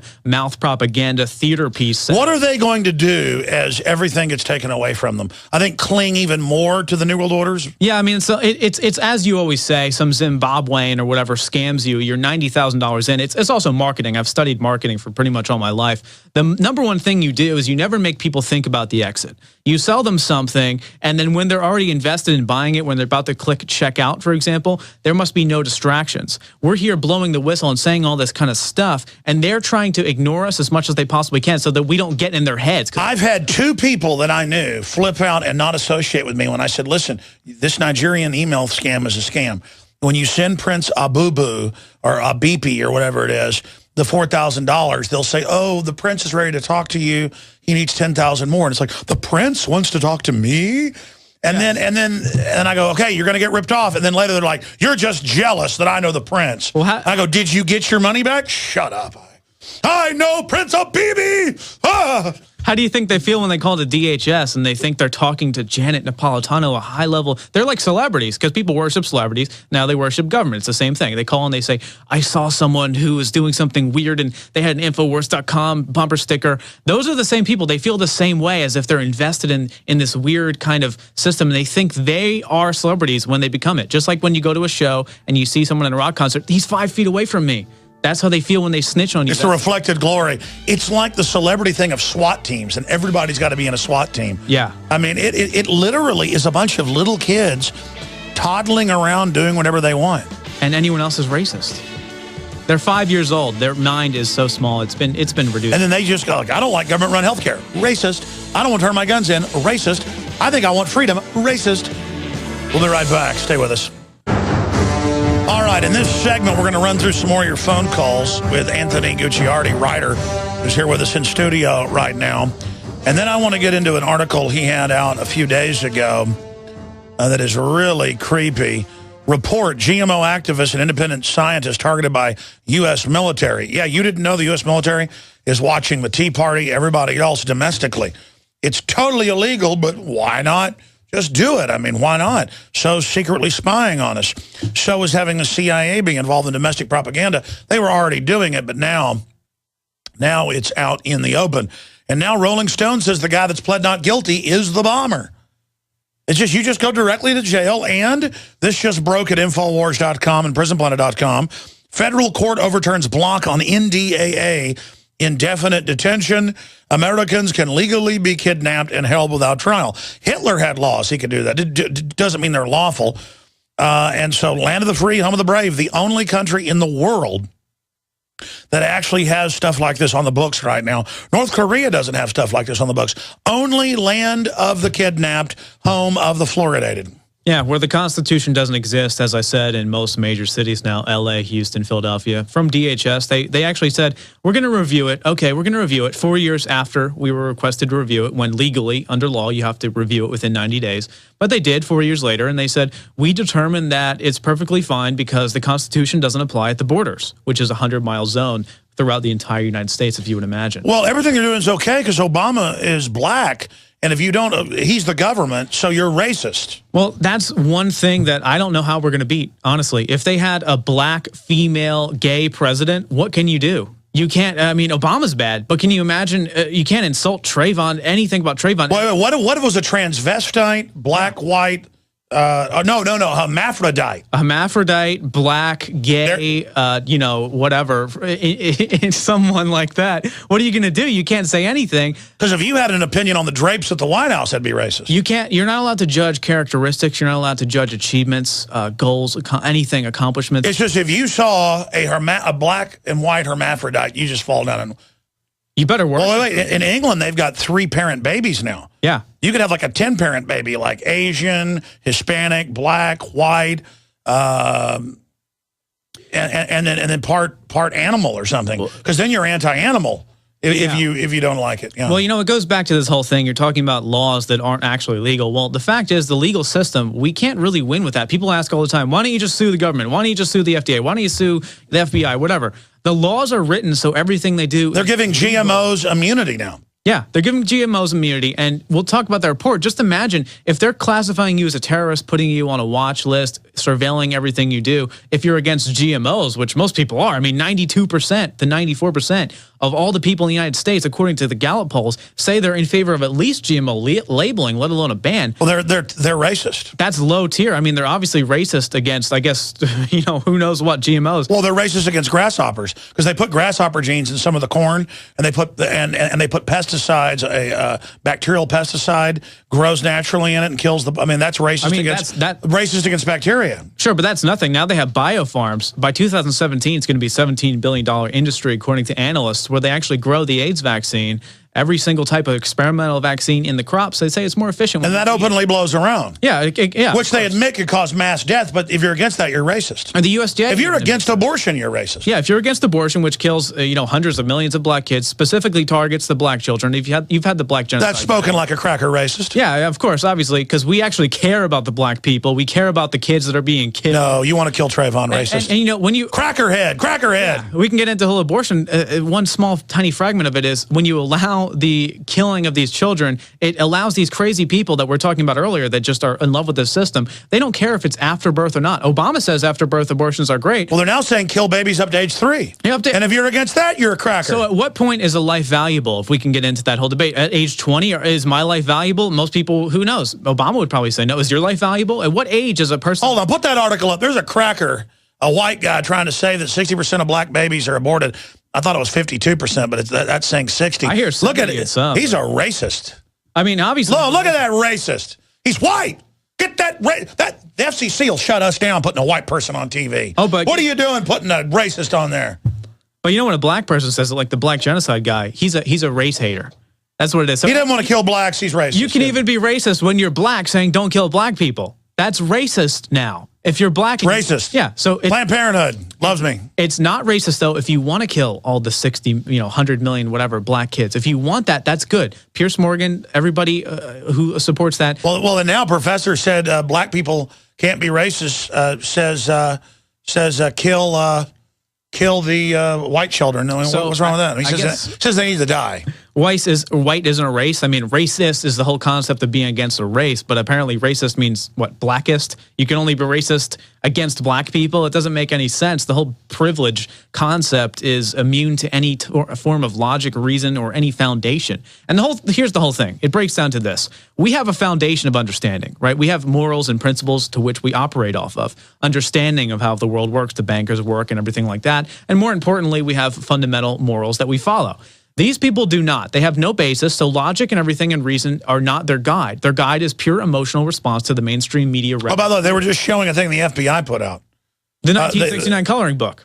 That's racist. But that was also a false flag. Of course it was, but the FBI went in and they made it, and they distributed massive amount of copies and then said it was the Black Panthers to discredit them and make them look racist when the FBI actually made the racist drawings, and they're racist on both sides. They could get rid of the real Black Panthers and then bring in the new Black Panther that works for them. That, of course, that go in and they start a bunch of conflicts and riots and everything like that. But if you saw the pictures, they show black people in a horrible light, and then all the white people are labeled pigs, and it says, good black children grow up to shoot whites. And it says all that kind of stuff. It says, if you're afraid of the pig, the white pig is afraid of black children because they are heroic or whatever. And those are coloring books for kids. Our government pays for that in Mexico, saying the U.S. belongs to Mexico. The white is a pig creature. Yeah. Ford Foundation. So the government is actually racist, but we're racist. Well, they're not. They want us fighting with each other. Sure. That's why they're flying around in jet copters and in 20,000 square foot condos, penthouses, and then telling the public, you're going to live in a 200 square foot thing. Well, you're against the earth, which is racist against the earth. Sure, well, they want to kill everybody, but they obviously... But I mean, that's what that's all about. People with like carbon stickers on their car. They're beating themselves on the head going, I'm racist. It's all about a guilt complex. Well, look at all the movies like After Earth, like the whole concept that humans are just disgusting creatures and that we are so evil that we have so much privilege, and we need to understand that we need to go back to the environment by killing ourselves and having one-child policies and stuff like that. It's all pushed to the point where if you go in Austin is a great place, but it's also a pretty bad place. I mean, you can go in some of these areas where they'll throw a brick through your car because it's not eco-friendly when the hybrids actually... Oh, no, that goes on big time. But here's the issue. They've all destroyed California, and they're fleeing here. Yeah. And they don't even know, and they literally go, you will do as I say. Or they come up to my wife and go, you shouldn't have 3 kids. Total cult members. And you're like, well, why have you evacuated here then? And then they go, we made it nice. And they don't understand California is bankrupt for a reason. They come here and they want to bankrupt Texas as well. Now you're being racist against Californians. Yeah, against trendies. Racist, the race of California. They might as well be a race. Ravings of a fascist. It really does. I'm from Philadelphia, though. I'm not from Texas. I recognize the beauty of Texas, and I came here for a reason. I moved all my businesses here. I came here with everyone. That was racist. I encouraged every racist to come here. And it's just better. You know? Oh, man. Oh, hey, let's talk to Karen in Arizona. Karen, thanks for holding. You're on the air with some serious racist. Go ahead. I live in Wilmington, California. And I lived in Wilmington, and I was amongst the 93 riots. I worked for a flower shop in Carson, California, and it took 3 weeks before the owner or my boss, he would call and said, I have a white driver. Is it safe? They said no. It took 3 weeks before he felt comfortable, and I felt comfortable, to go into the areas. And I missed the L.A. riots by 2 hours. 2 hours. Well, Reginald Denny getting his head beat in. I mean, he was, of course, he was white. I mean, racist. The whole thing is stupid, though. But let the caller go ahead. Go ahead, man. I'm sorry. We're being racist. It looked like a war zone. I've never seen anything like that.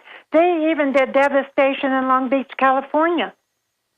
I mean, and Inglewood and Hawthorne. And you know, those neighborhoods have never recovered completely. I know.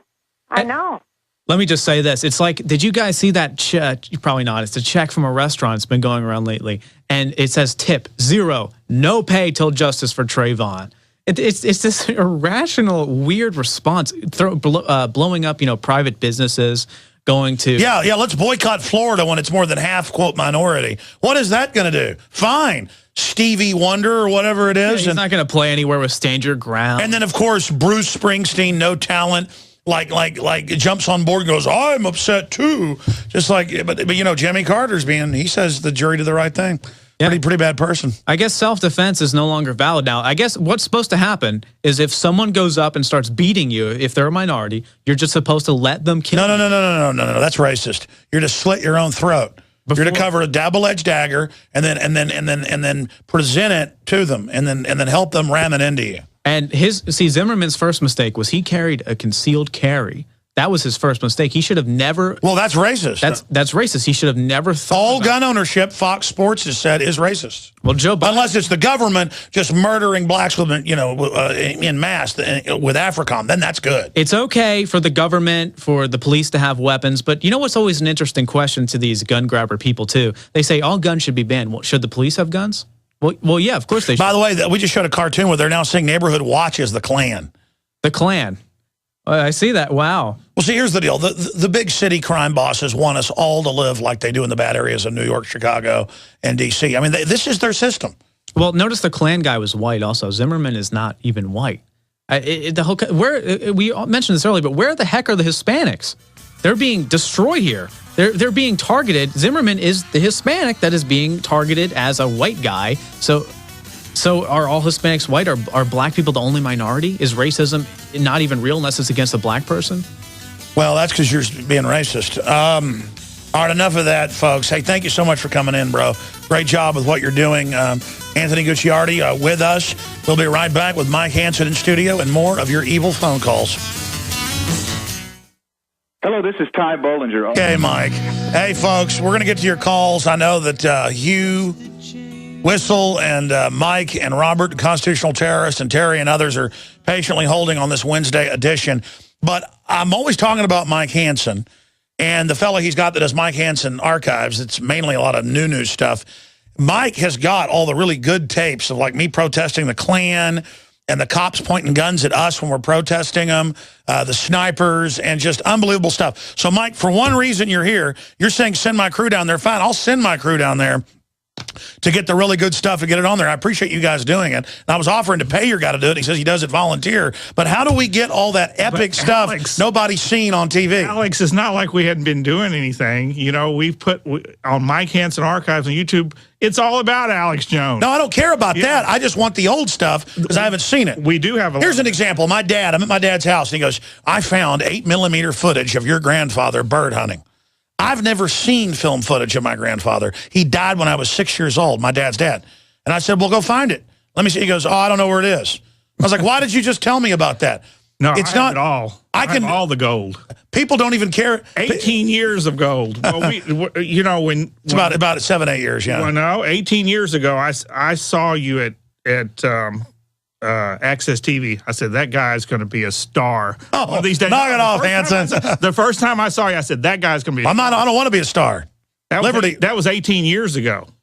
And you're way beyond anything I thought you could. And I had to tell you about the Pierce Morgan. I was down at the beach with some investors of mine, good friends, and we watched that interview, and that was the best job you've ever done. Well, Mike, you've done a great job. You've been a star for Liberty. That was great. Well, thank you, Mike. Mike, I want to get into your book that we sell, Bohemian Grove, Cult Conspiracy. I mean, this is a very well-written, thick book.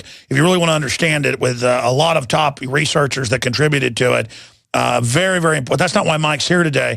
But I tell you, Mike, there is just so much.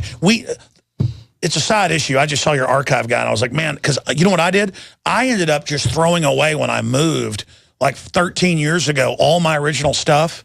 I was like, I don't want all this. I cover stuff better now and just trash it all. Where they were taking old people's property and where all that kind of stuff was going on. We have got to put all those old reports out because it's a great example of... have done a great job. Enough about me, Hanson. I got you here to talk about what you're up to. Well, you remember when you did this... how's your wife doing? Oh, how's your wife doing? She's good. She's doing great. I've been married almost 30 years now. What about you? Yeah, it's about 12, yeah. 12, okay. Your kids are all grown? My kids are all grown. I have a 5-year-old grandson. Justin has a 5-year-old. That's amazing. How's Crystal? And Crystal got married last month. No, but see what it is, Mike. For those that don't know, Mike used to live in Austin. So I saw him all the time. We go out to eat. Now you moved to Gonzales. Used to be in your dining room, and now you got this big warehouse. That's how little it used to be, even before your wife was... You were married. Absolutely. I mean, we were working together 18 years ago, and it's just amazing, to look at this big warehouse. But then I'm so proud of y'all. But then you moved to Gonzales to manage a bunch of family property. In 2001, a month after 911, and I remember where I was on 911 because I called you, Alex, and you were in the shower. I said, something's going on. I said, there's some planes hitting, and your wife, said, hey, turn the TV on. No, she got me out of the shower, yeah. I can say I was the one that told Alex Jones about 911. And remember the hate calls we got that day because the show from 2 months before re-aired on Access? Yeah. Where I was saying they're going to blow up the towers. They thought I was saying it that day. That's right. And you predicted it 3 months before. Oh, yeah. By the way, Esquire's been trying to get me to fact check that because we don't have any way to prove that. But anyway, because I don't know where the tape is. A month after, I don't know where the tape is. You're going to get all the gold. Where is that July 25th show? You're going to. I have it. You're going to get all the gold if it's all sitting at Nate's house in air conditioning, so it's not being ruined. And I don't even care about all that. It's just some of the tidbits. A month after 911, my grandma died, and then 2 years later, my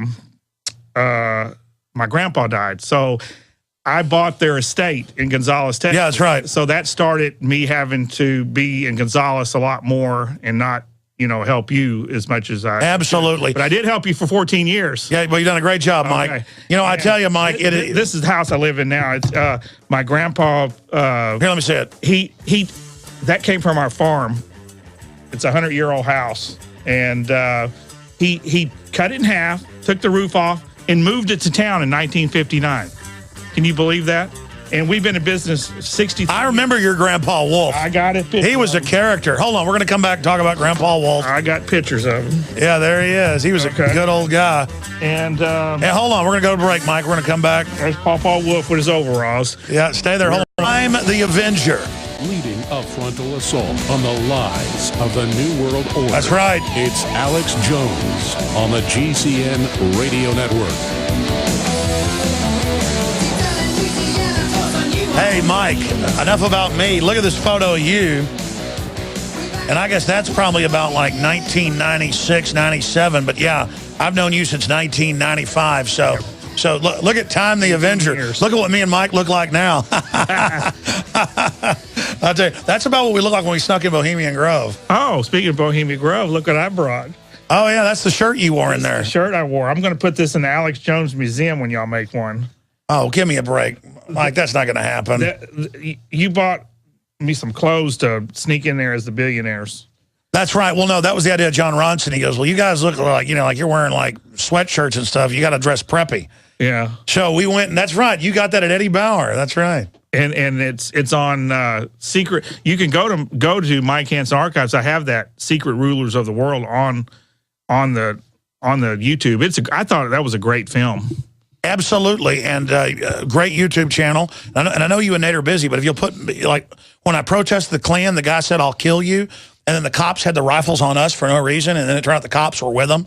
Remember, I was like, why are you doing that? The cops like, I'll knock your head in. We have all that. All that incredible stuff. I mean, it's like, I can't even remember all the stuff. Well, I do. Listen, let's talk about what happened in Florida. And then I want to get into your dad and the... Well, I want to apologize for that Florida trip. And the tower shooting. What was that? Because I remembered that. I woke up in a sweat the other night. Remember, you had bought a $5,000 camera, and the whole time we were in Florida, I didn't have the sound on. Sorry about that, Alex. Oh, no. Yeah. Mike. But thank God we had the other guy with us that had the sound. Well, I had the cheap camera. But Mike, you got most of it. Yeah. Anyways, sound. That shows how far we've come. Apologize for all the mistakes I made. Brooksville was in 2000. Tell people what that was like.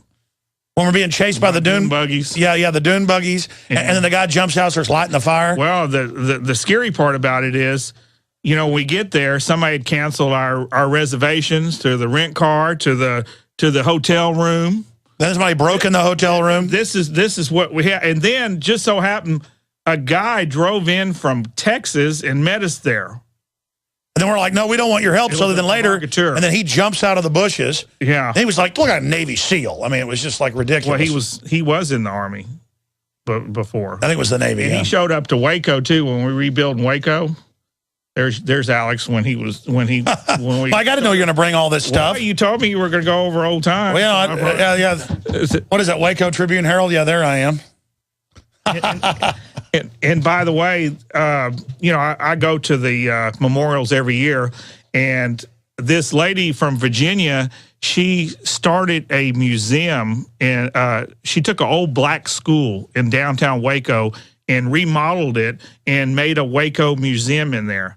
But what she's missing is the rebuilding of the church. So I plan on all this stuff that I have, all the pictures of the rebuilding, I plan on donating that next year. That's a good idea. Where it will be, and I think that you need to start a museum for... You're the one that always starts this stuff. You're the one with Joe Campana. We tried to fix his house, and they bulldozed it, so we built him a new house. And then it was and then I'm like, well, okay, we'll help you fix your leaky roof of your shack to have your memorial, and next you had us build the Davidians a new church. Yeah, here's Joe Campana, the veteran. And remember, they sent provocateurs in and tried to stop us doing that. And that was a city record without permits. 13 days building a new house. I mean, from ground up. Mike, enough. What do you think is the craziest thing we ever did? Remember, we went to San Antonio and the Delta Force had done that drill. We were sneaking into Bohemian Grove. Remember when they pulled the gun on you because you wouldn't turn the video over? Remember that? And then I screamed and hollered the whole time, I'm a veteran, you can't do this to me. Kicking and screaming. But they never did take us to jail. That was at Fort Sam Houston, wasn't it? Was on the edge of it. Yeah, they came off the back because we were videotaping the... They blew out all the windows. Yeah. The Delta Force took old hospital or something and blew it up. Yeah. Yeah. We did a lot of things. It's a wonder we're not in jail for the rest of our life for all the stuff that we did a great job. Steve Lane in Tennessee is teaching construction. He's a professor, and he's calling all the time and doing a great job. A little bird told me he's going to run for office. Oh, Well, I've ran for office 3 times. Yeah, you talked me into it for about a week until I saw the rules. I think you could have won. I'm glad I didn't do it. Yeah, Mike. This is much. You couldn't do this then, and that's what we need you to do. Be a state rep up there wearing all this. But listen, let's talk about your dad. Now I knew your grandpa Wolf, but I never had a chance to meet your dad. Where's the grandpa? Here's my grandpa Wolf. Here, let's show Grandpa Wolf. And he started a company in 1947, a rental business, and he died in 2003. So my wife and I bought the estate. And another couple, Jim and Joanna, bought a bunch of other property down there. I tried to talk to you into buying this property because let me tell you what's happened in the last 3 years, Alex. I know, Mike, I don't invest. I understand. But real estate's a very good investment because... I don't have time to mess with it. I spend more money than I bring in now. Do you know that? Gonzales, pretty soon I'll be a pauper. Gonzales is where the first shot of the Texas Independence War happened, and that's where the come and take it flag comes from. That's where my family lives. We were a very, very poor area for 50 years, but in the last 3 years, something happened. It's called the Eagle Shell Formation. What's your earpiece in? Gonzales. And we have 100 new millionaires in Gonzales, and we have 300 new millionaires in DeWitt County, which is the county over from us. So here's that article. Yeah, Texas is now the biggest oil producer in the world. And it's a 30-year deal. We are really booming down in Gonzales now, and I built a motel for the oil people, and it's really doing really good. So you're a regular free market terrorist. That's right. Yeah, let's show the article here. But when we bought the stuff, it was nearly worthless. That's right. Now, we're booming. I mean, it's a boom town. You wouldn't believe. I mean, just truck after truck. You're like Boss Hogg now. No, they call me the slumlord of Gonzales, but that's not true. I have no. You went and got buildings that were falling out nobody wanted. Yeah. I have fixed this. No, that's how it works. You build something and everybody's mad at you. Hundreds and hundreds of thousands of dollars have went in and going to. We got code inspectors now. I've been fighting. I still fight, Alex. I fight the city council. They're in love with each other. They all vote the same way. Let me tell you, they tried to outlaw garage sales in Gonzales, Texas. I fought them and fought them and fought them, and now they said we can have 3 a year. But and then they outlawed horses in town in the city limits. We've had horses for 200 years in town. My wife has a horse. It's the middle of the country. I've been yeah. And they tried to outlaw the horses in town. You got to get a permit now to have a horse in town. So I mean, I saw that in the newspaper when you were fighting that. I'm in We Are Change in San Antonio. I love that group. I love the Peaceful Street Project. I'm still in that group. I'm doing all I can to fight, even though I have a business to run like you do. Absolutely, you're doing a great job, Mike. Here, let me see the rest of the photos of Grandpa Wolf. Oh, and that's my grandma. She died two. Well, folks, you want to see the roots of things. Hey, Mike, 2001. How ridiculous is it, without getting into names, because I don't even know what I'm talking about, just in general, when they say I'm secretly funded by the government. No, it's not. And I'm secretly Bill Hicks. Alex, what people don't know about Alex, he is such a funny guy. I'm Bill Hicks, yeah. Yeah, well, but... No, seriously, what do you think when they say I'm like Mossad agent or Vatican? But you saw me from nowhere. They call me from, if I wanted to out Alex, I could have done that a long time ago. I got major newspapers, what's that magazine that called me that? What would you out me for? You mean if you wanted to make something up? If I wanted to make something up, I would never do that because you come from a good family. I love your wife. Your mother and dad are great people. There's no way that I'd. But plus, I'm good. That's right. Is there anything? You come from good stock. Well, you do too, Mike. But but I do turn into a vampire at night. People want me to go on radio shows about the Bohemian Grove in my book, and I had one the other day. It was a national show, and all they could try to do was try to talk bad, try to get me to say something bad about Alex Jones. And I told that lady it ain't going to happen. And I told her exactly the way it was, that you were a good guy. Well, without defending from the lies, you've seen them firsthand. And they call me from these magazines trying to get me to say stuff. I just hang the phone up because, they can take anything you say and chop it up. And it's just not going to happen. Yeah, but I sit around. I look on the internet, and there's not going to be one word of me saying anything bad. No, I know, but I mean, have you ever seen anything out there that was true is what I'm saying. No. I mean, you make mistakes just like the rest of us. You're a human being, but that's what we want to see. We want to see you making mistakes. Here's something else. Here, let's look at some of these old Texan photos here. There's your grandpa. And when did he die? 2003. Now here. Go ahead. No, my grandma died in 2001. He died in 2003. He started the business in 2000. He had a farm, believe it or not.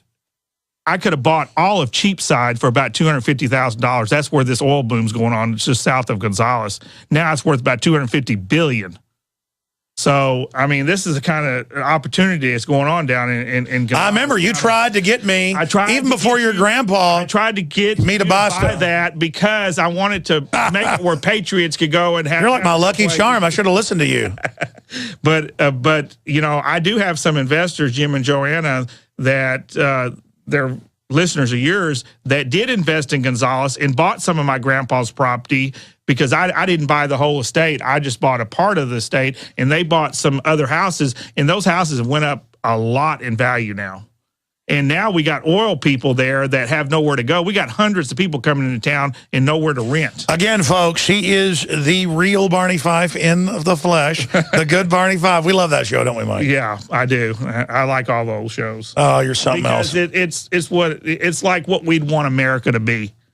All right, now listen, I want to get to some other issues here and take some calls. But, Mike, let's talk about your dad here. We got a photo of him back when the UT Tower shooter was going on. Before we had SWAT teams. Yeah, your dad saved a bunch of people. Let's show this photo right here of Mike's dad, the famous ambulance driver. That was in 1966. I'm not exactly, what was it, the 16th or something? I don't know, but you got the paper with your dad in it right there. Let me see that. And I saw this at a state sale. That's it. Cost me $30, those papers. But those are hard to get a hold of now. And there's one, Nate, you got the other one out there, I guess. That's the Austin American. Yep. And then it's the day of death.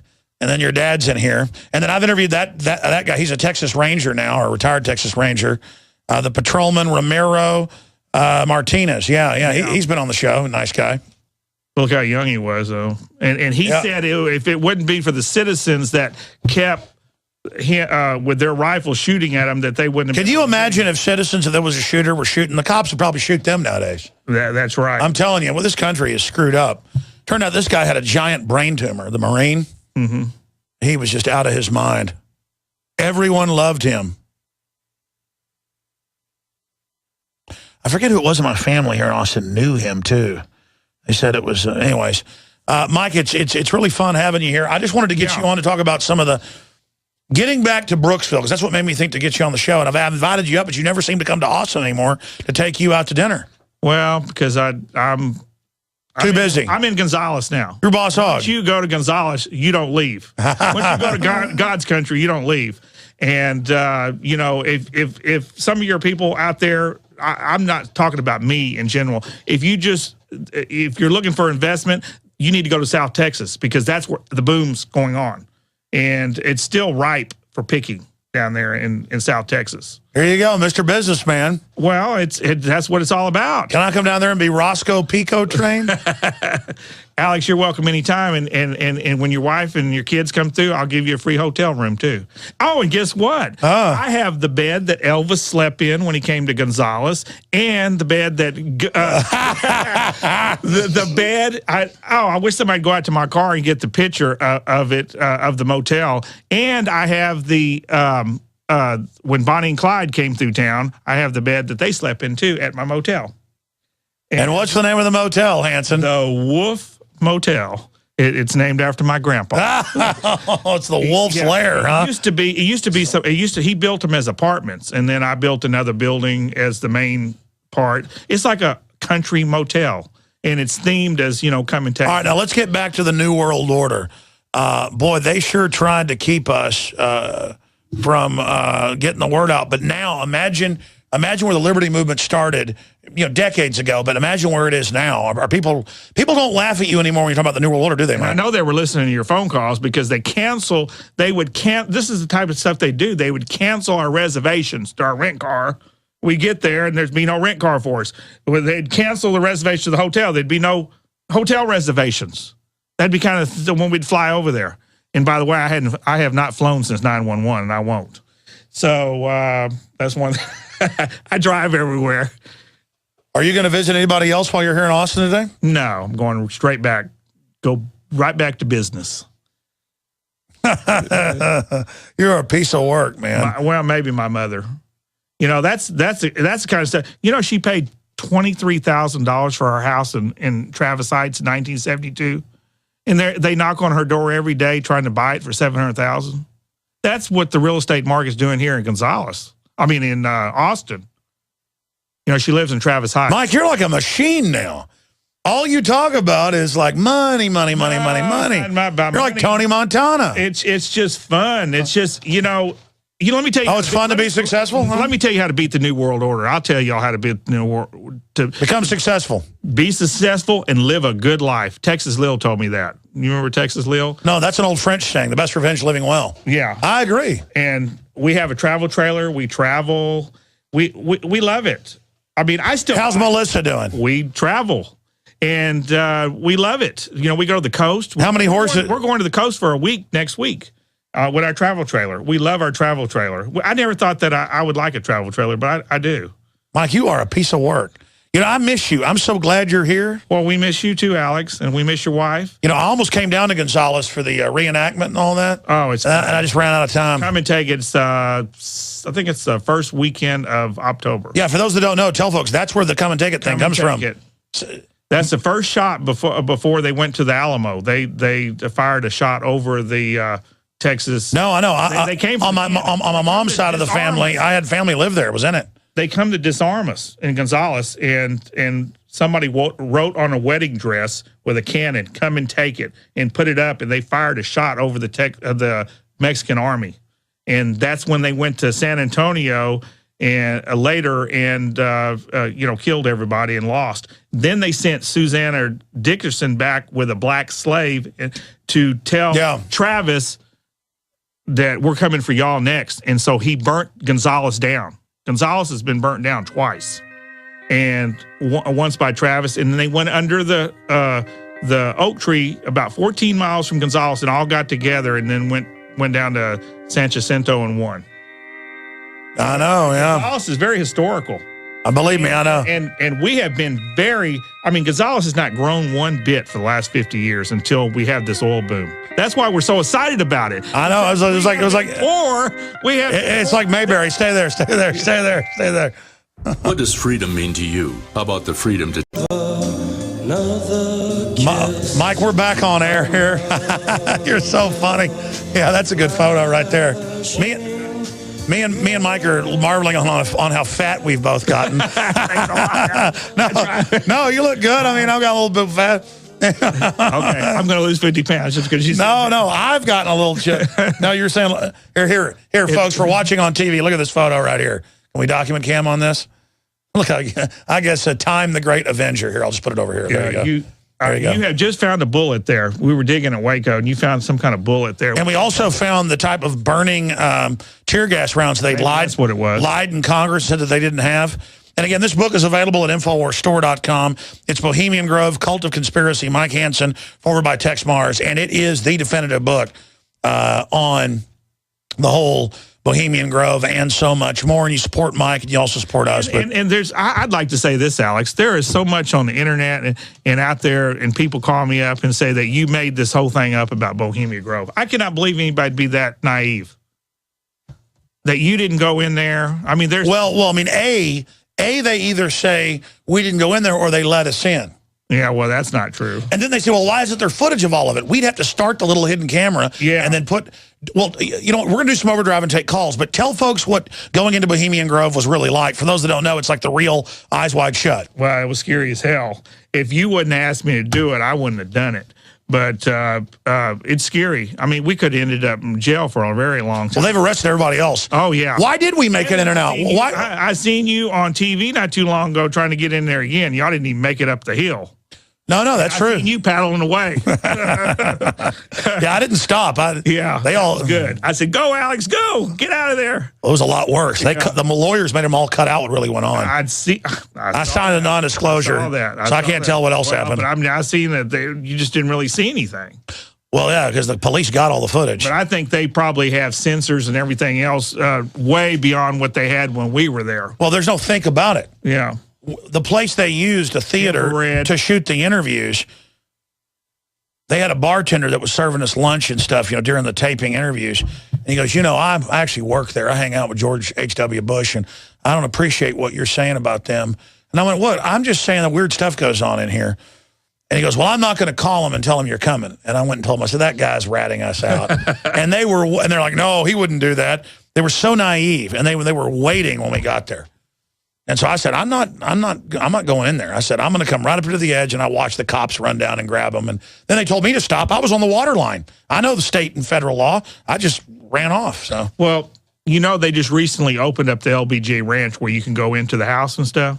So my daughter just got married out there last month. So we went into the LBJ Ranch. They had this big, from the 60s, they had this big radar where infrared where they could see if anybody was coming from. That was back in the 60s, Alex. So you can imagine what they have now.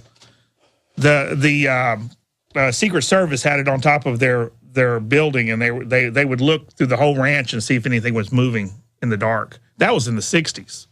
So you imagine what they have now. I know. I have no idea. It was just when I tell people on the, when people ask me to come on the radio once in a while, they'll ask me to come on about the book. I said, I think it was just, God that got us in there, because I don't see how else we could have got in there and got out of there. Well, also, we did get questioned by the Secret Service and the sheriffs. Many times. Describe what's not on the footage. Many times. It's all in the book. See, that's why I wanted to write the book, because my memory fades, over the years. Yeah, you wrote it right a few years after. Well, yeah, it took 3 or 4 years to write the book and to put it together and to pay people to put it together, because, I don't think I'm qualified to put a book that size together, but it cost about $10,000 to put that book together. I know it's ghostwritten, but it's your words. Yeah, everything's in your words. I was interviewed. Alex does a good job in there describing. They can also get the DVD Dark Secrets Inside Bohemian Grove with the bonus film Order of Death, all in the same DVD at InfoWarsStore.com, and your purchase supports us. We're going to come back with this third or fourth hour and your phone call. Stay with us. Alex Jones. All right, folks, my old friend and a guy that, I don't know, I've been in Access TV about a year. I'd go on his show. I'd go on Jeff Davis' show. And I would, work on things with him. And then he started helping me film stuff and run the TV show, and then help me do stuff with the radio show. And then he actually worked and helped oversee the shipping department with myself, Mike, and my wife. In the dining room, and my dad would come over sometimes and help. No, he would help us hook up the order line computer. But Mike, you're awesome, and I'm so glad to see your American dream just continue to come true, and your great kids growing up. We got people holding here. We've been all over the map, but then we will go back to Bohemian Grove. But I mean, they had the sheriffs come over, and it turned out it was the sheriff. And he questioned us, and we said, we're part of the Hillbilly Club. Yeah. And then we had the Secret Service come over, and we would just be calm. And then we ended up in I don't know what it was, a gay dance or something. I don't know what it was. we ended up in this room, and this guy runs up and asked Alex, who are you? And Alex had just reamed me out about, you better not forget your name and this and that. He gave my fake name. You gave my fake name. Yeah, you did. Well, see, we didn't remember that, and it's even on tape. So we did show a lot of the footage because we go in there and it's all these guys like dancing around together. Yeah. And it's all men. I forgot about that one. That's just good. And can I thank my wife of 30 years, because she really had to put up with all this stuff for 14 years, because I wasn't really around. I want to thank my wife. Yeah. The incredible beauty and the beautiful. You married a beauty. And the intellect. Yeah. She's so sweet. And she was smart. She was super sweet to me this morning. That's who, got that website going as good as it did with all the, because it really started out to be nothing. Well, she's really the brains behind the whole operation. Yeah. So is my wife. Mrs. Spacely. She does it all. When we have to kick people out, she has to go to court and all that kind of stuff. So she's No, it's good. Yeah, but hey, man's got to have a good woman beside him. Yeah. She's I want to see your kids. But I want to thank her, because I've never publicly thanked my wife. I love her so much that she stood by us for those 14 years when I worked for you, and I was gone all the time. I was always doing something. Also, I want to thank my wife. That's right. We love our wives. There we go. Yeah. 30 years. 30 years. I married her in 1984. Yeah. No, 84, yeah. I haven't seen your kids, though, in probably 5 years. They're grown. I have a 5-year-old grandson now. I'm raising him. He's my little Latino child. That's because you're a racist? I wish I could have had a little Latino grandson when I ran for office here in South Austin. I could have used him like, Gomez. I was running against a Hispanic woman, an incumbent, and it was very hard, and I had a last name of Hanson, and, South Austin's 60% Hispanic. So I was an uphill battle there. But hey, running for office, you educated a lot of people. That's what I tried to do because you had said to do it, so I did it. We were fighting the police state. Remember the abstinent assistant program where your kid would miss one day, they'd try to arrest him, and the penal code didn't even say it was. That's not truancy, missing once. And they come out and search your house when you miss one day without a warrant. Yeah, and so we put a stop to that for a while. I heard they brought it all back again. Yeah, why don't other people fight things? Why do we have to fight everything? Well, I think there's people down there now. You know what? I'll tell you a good story, Alex. My wife used to work at the Travis County. I met this woman at my daughter's wedding that says that they all believe, because we used to go down there almost every Tuesday, and now all those people that work there believe everything you say. Everything that you said when you went in there, they know is true now. So they're all. Oh yeah, Elshire. We went to the former county judge. We went to his house. He's a listener and now is awake. So they remember Elshire. They know what you were saying back then is true now, and they're all listeners. Hold on, we're going to be right back with your phone calls. I promise. We're going to Huge Whistle. That doesn't sound too nice. And other people. Who's that? I don't know. It's one of the callers up there. All right. It's friends with Kate Upton. I really should have gotten you in here to tell the story about your dad being one of the heroes, driving him while his vehicle got shot up, getting people off the street and saving them whenever they had the tower shooting back in 1966. What was that, on August 1st?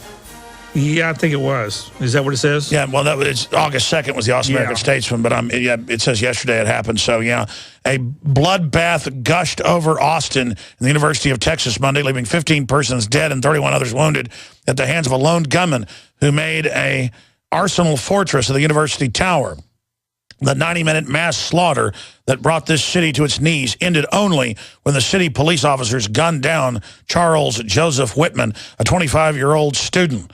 Besides himself, Whitman's carnage left dead his wife, his mother, and 13 persons on the campus. I'm trying to remember, who is it knew him?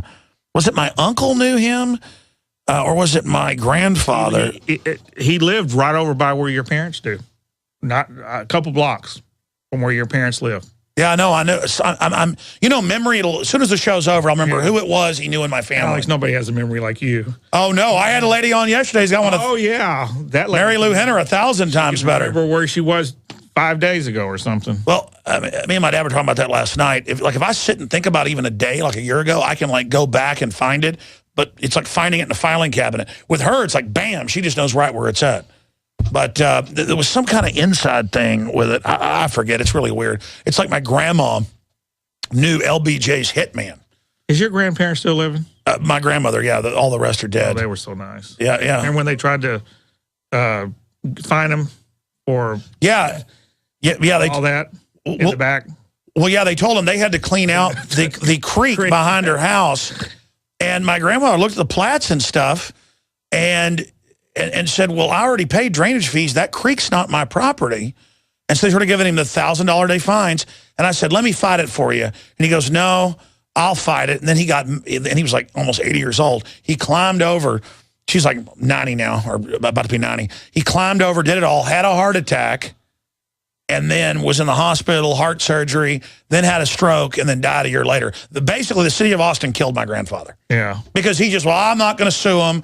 Like a slave, he climbed back in the creek, and with a handsaw, should have just told me to do it, or I said, hire a company. He chopped up all these trees and stuff that weren't even ours in a creek. Of course, that's Austin's scam. They just send old people. Like they did Mr. Capana. They basically Roland Ellingson. Whatever happened to him? I went over to the house, where we did that interview's up on Mike Hanson archives. Yeah, there's a bunch of them though. $2,000 fines for 8-inch grass or something. 3-inch grass, yeah. And that interview's up there, and I went over to the house where he lived, and some Chinese lady answered the door, a yuppie kind of, it's all turned yuppie land. And they were giving him fines admitting, we want your house. And then Chris Ritter told me that he died a couple years ago of cancer. So I think he's gone too. Yeah, he was fighting colon cancer. Joe Campana's gone too. He died. And our great engineer that helped us on all these projects, George Pullian, he's dead. And then the carpenter that helped us too. God, my memory. What is his name? A lot of carpenters. Well, the carpenter that just died. God, I can't remember offhand. What is his name? But all this was while we were getting orders from the Vatican. Yeah. We were ordered to do all this by the... Yeah, well, Alex, I know that none of that stuff is true that I see on the internet. I mean, people can just make up anything and put it on the internet now. That's the problem. You don't know what to believe. But I'm telling you that I've been with you 18 years ago when you started, and you are a good person. I know that, Mike. Listen, they do that for jealousy, but also to change the subject. Some of it's COINTELPRO, government, Cass Sunstein, cognitive dissonance stuff. But my only issue is knowing me from day one at Access Television when I was in the control room by myself. I mean, it's just people are like, where'd he come from? He just showed up on the scene. He was in the cable cast just sitting there. Yeah, but I'm the opposite of coming from nowhere. Everybody knows who I am. They've gone to Rockwall. Bob Hooper is his name. Oh, really? Yeah, Bob Hooper. Yeah. The one that had the white truck. He died? Yeah, he died around the same time that Pulliam died. Oh, he was a nice guy. Yeah. He was from Wisconsin. Yeah. No, but expanding on that, he was an expert. They've gone and gotten my high school yearbooks at Anderson and at Rockwall, trying to prove I'm not who I say I am. And then when they find the proof, then they say that person's a fake. Yeah. Which is kind of a nice thing. I can't find my but there are annuals. Other Alex Jones out there they mix you up with sometime. Oh, that's how I got. Yeah. That's how they started saying I was a Vatican assassin. And another thing is Catholics think they're great people. And well, just because you go speak at a Catholic school for your sister does not mean that. Yeah, college. Yeah. I mean, it's crazy. No, but the whole point, that's where she got a scholarship. But separate from that, I'm saying Catholics are great people. The whole point is that there was a famous black guy named Alex Jones who's some Catholic evangelist. And I got a call. They go, say you didn't write this book. This is about 10 years ago. I said, I didn't write that book. I've written a book about Catholic stuff. I'm not Catholic. And they go, well, you will have us on to denounce the Catholics, or we will expose you as one. And I said, what's this book? And I go and look it up. It's a black guy, like 70 years old. And I call the guy up and I go, is this a joke? And he goes, no, I'm going to expose you. And that's where that all comes from, because there's a black guy named Alex Jones. Well, when you're in your position and as big as you are, I mean, there's going to be people out here that, just a couple years ago, we had some provocateurs try to extort money out of my business and you too. And don't even tell it. I won't tell. Talking about bank robbers. But I never did go public with this. But I'm just saying that there's a lot of stuff behind the scenes that people don't know what happens to us.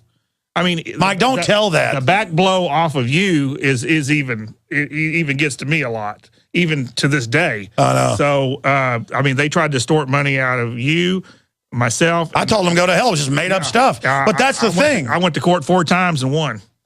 That's right. So I know, it's crazy. I won't put up with people. I will help people as much as I can. But now it's important, though. I'm not putting up with. But we ended up sending the one guy to jail, though. Yeah, because the whole issue. Texas Rangers got. Yeah. Well, but don't tell people this stuff. Okay. I'm trying. The whole point is, you mess with me, I'm going to get you. But you were talking the other day on your radio about how things happen to you, and they listen to your call. I think they listen. Sometimes they even listen to our calls, and then they feed our wife bad information, and then they get mad at us. They do that. Oh, well, that happens all the time. The woman calls up and goes, "Hi, I'm calling for Alex." Well, who's this? Oh, this is his fiance. I'm pregnant. Yeah, and that's happened a lot. That's standard procedure. But it don't happen to me. I don't go on the radio as much as you do and stuff. I can imagine what you go through. Just what I have to go through, just from people calling me up trying to get me to say something bad about you.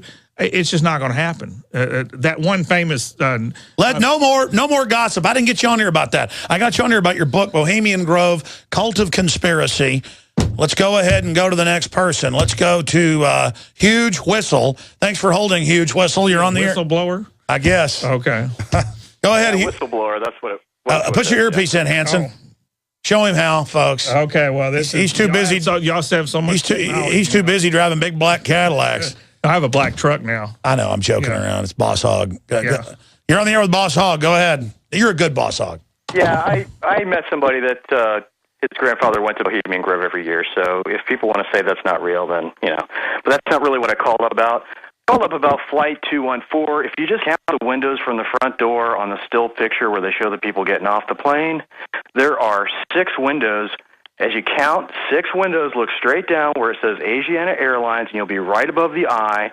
If you look at the footage of the first responders, you'll count 7 windows, and you'll be above the eye. What are you saying? That it's not real? I mean, amateurs shot video. It's not the same. It's not the same plane. There's 2 different planes there.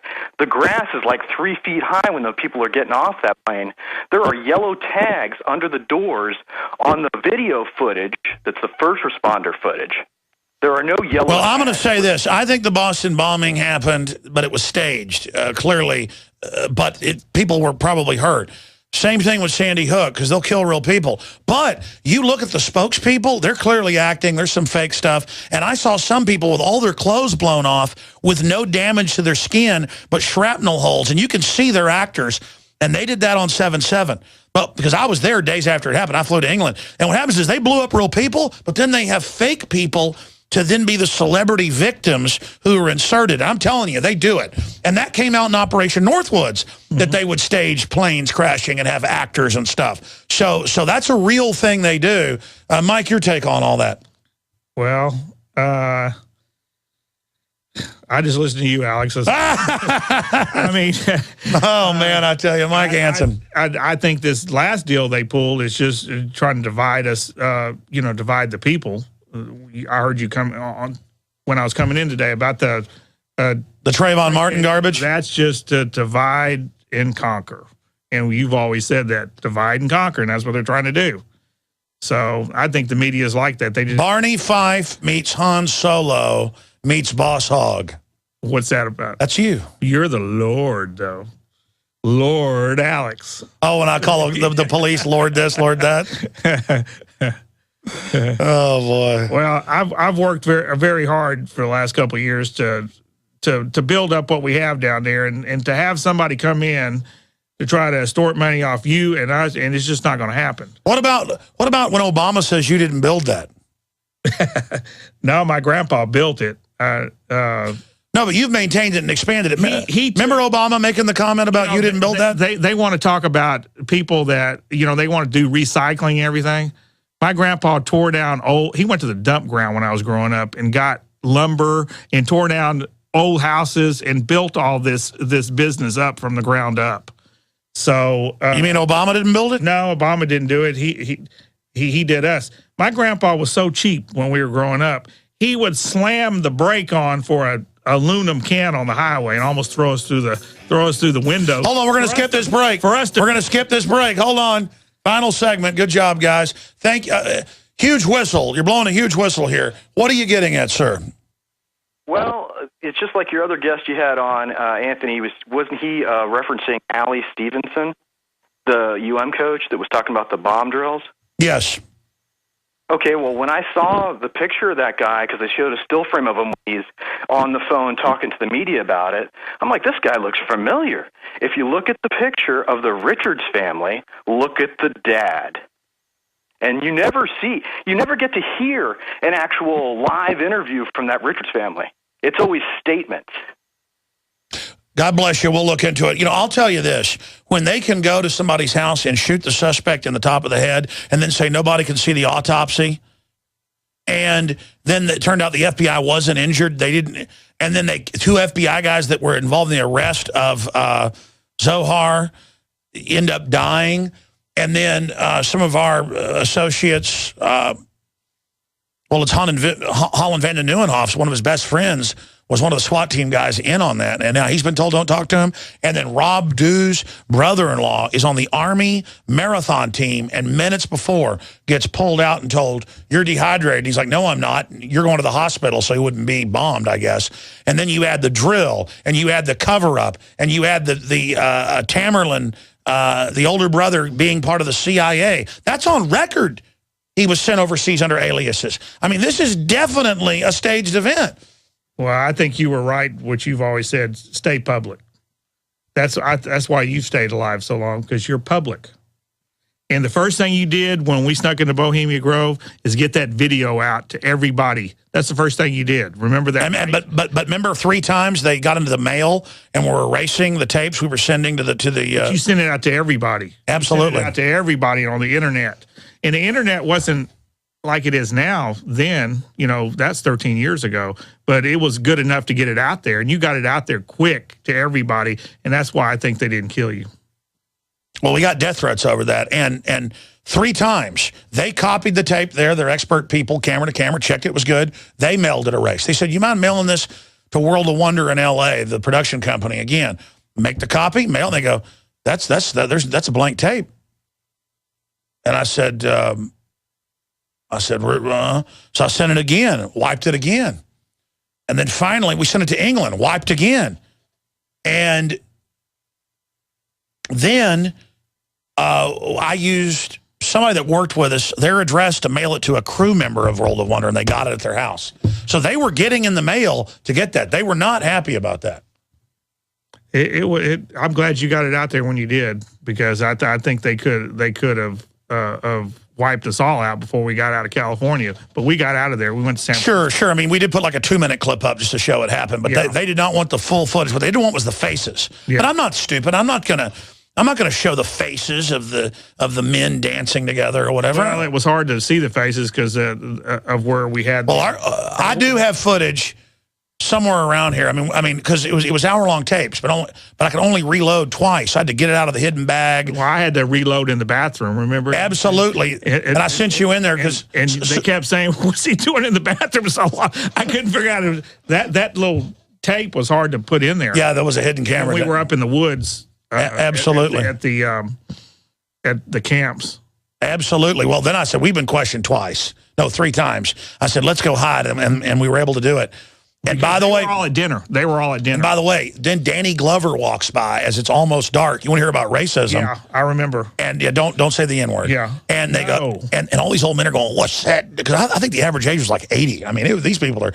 Hey, that's what's really gross about these old men dancing around together. The point is, I mean, sorry, it's gross, folks. Hugh Hefner with a woman's gross. It's disgusting. The point is that they're going, what's that doing here? And I mean, that's all I heard was, I was like, what the? So I guess that's who you'd expect that from. But that's when they were all having dinner at the dining hall. We didn't have a place to sit, so we had to get out of there. Yeah, but just 13 years later, all those guys are dead. And I'm told now there's a bunch of black people there. But that was like the old guard. Yeah. What do you think the average age was there? Like 80?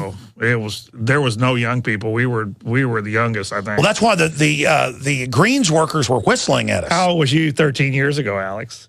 I was I don't know, but I mean we both looked like, handsome. So that's why. Remember, were we being whistled at by the greens people? I'll be 50 this month. I'll be 40 here real quick. Yeah, but I mean, once you get to 40, we figured out why we were able to get there. Do you remember the old men whistling at us? Oh, yeah. And describe that. But in the book, I say I took advantage of that because I wanted to be protected. I didn't want to be caught. So we took advantage of that from the very start to get on the bus, the OWL bus. Yeah, but we didn't take advantage of it like no. But if you look at the guards, how they looked at us, they thought we were prostitutes for these. No, we figured that out. Yeah. Go back and look at the tape and look at that guy, the way he looks. Oh, I know. I mean, it's like disgusting. Yeah. It's like they were all a bunch of Pepe Le Pews. But when I do a couple interviews once in a while, a couple of times a year on the Bohemian Grove, and I always tell people, don't try to get in there because I don't want to see anybody go to jail. I don't think you could do it again. I think it'd be too hard to do again.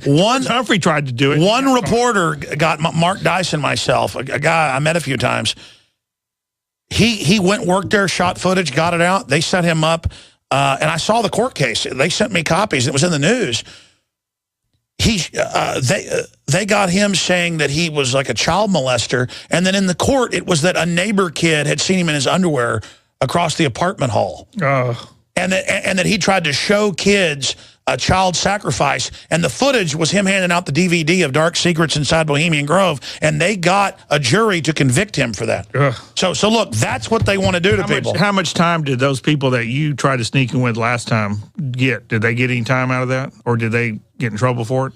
No, they agreed to shut up and to give the footage over.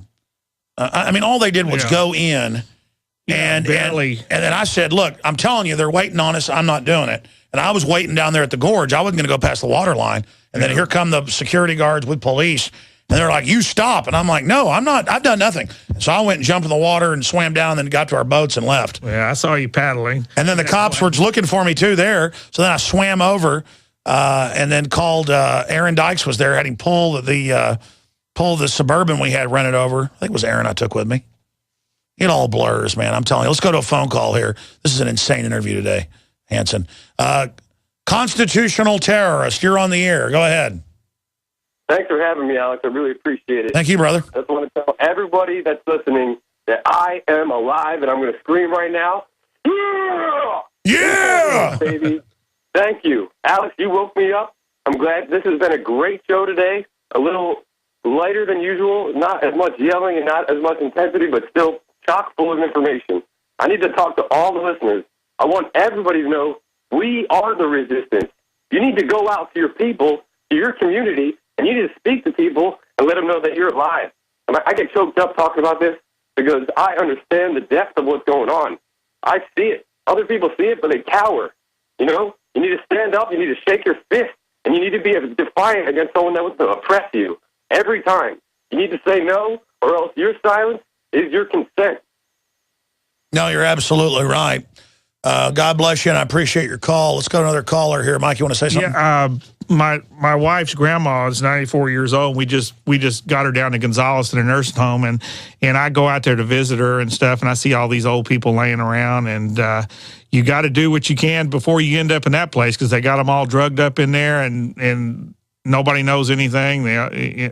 I think that you need to fight where you can, work where you can, and live a good life. That's what I'm doing. I've been doing that for a couple of years. Absolutely. You know, I was thinking about Bohemian Grove. While we were there 5 hours, a couple of it just hiding out in the woods behind a cabin because they kept questioning us, and I didn't want to try our luck. It'd be like snapshots. Guys would walk by going, we got a great deal transferring those nuclear reactors. I'm telling you, the such and such, and then they'd walk off. Or they were all going to the Owl to watch the ritual, big throngs of men, and like Danny Glover. They go, that's that Glover. What the he doing here? I mean, it was like snapshots of the weirdness. Or we go into one camp because we need to use the bathroom. There's like 100 guys drinking wine, dancing together. I mean, it was just bizarre. But being up to that Owl, you really can't tell what it is when you're up there. But remember the altar? They had the real altar up there where they sacrifice. Yeah, absolutely. In effigy or if it's real. Look, I apologize to Mike, Robert, and Melissa. You can call in tomorrow. I got to go to retransmission now. We've done 3.5 hours. Mike, it is so good seeing you, man.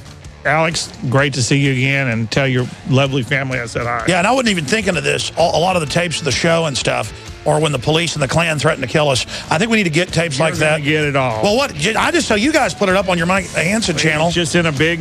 I know. Well, listen, I'm going to send the guys down to get it, and then we'll copy it and give it back to you. But great job to the crew today. Great job to everybody. We're on the mark.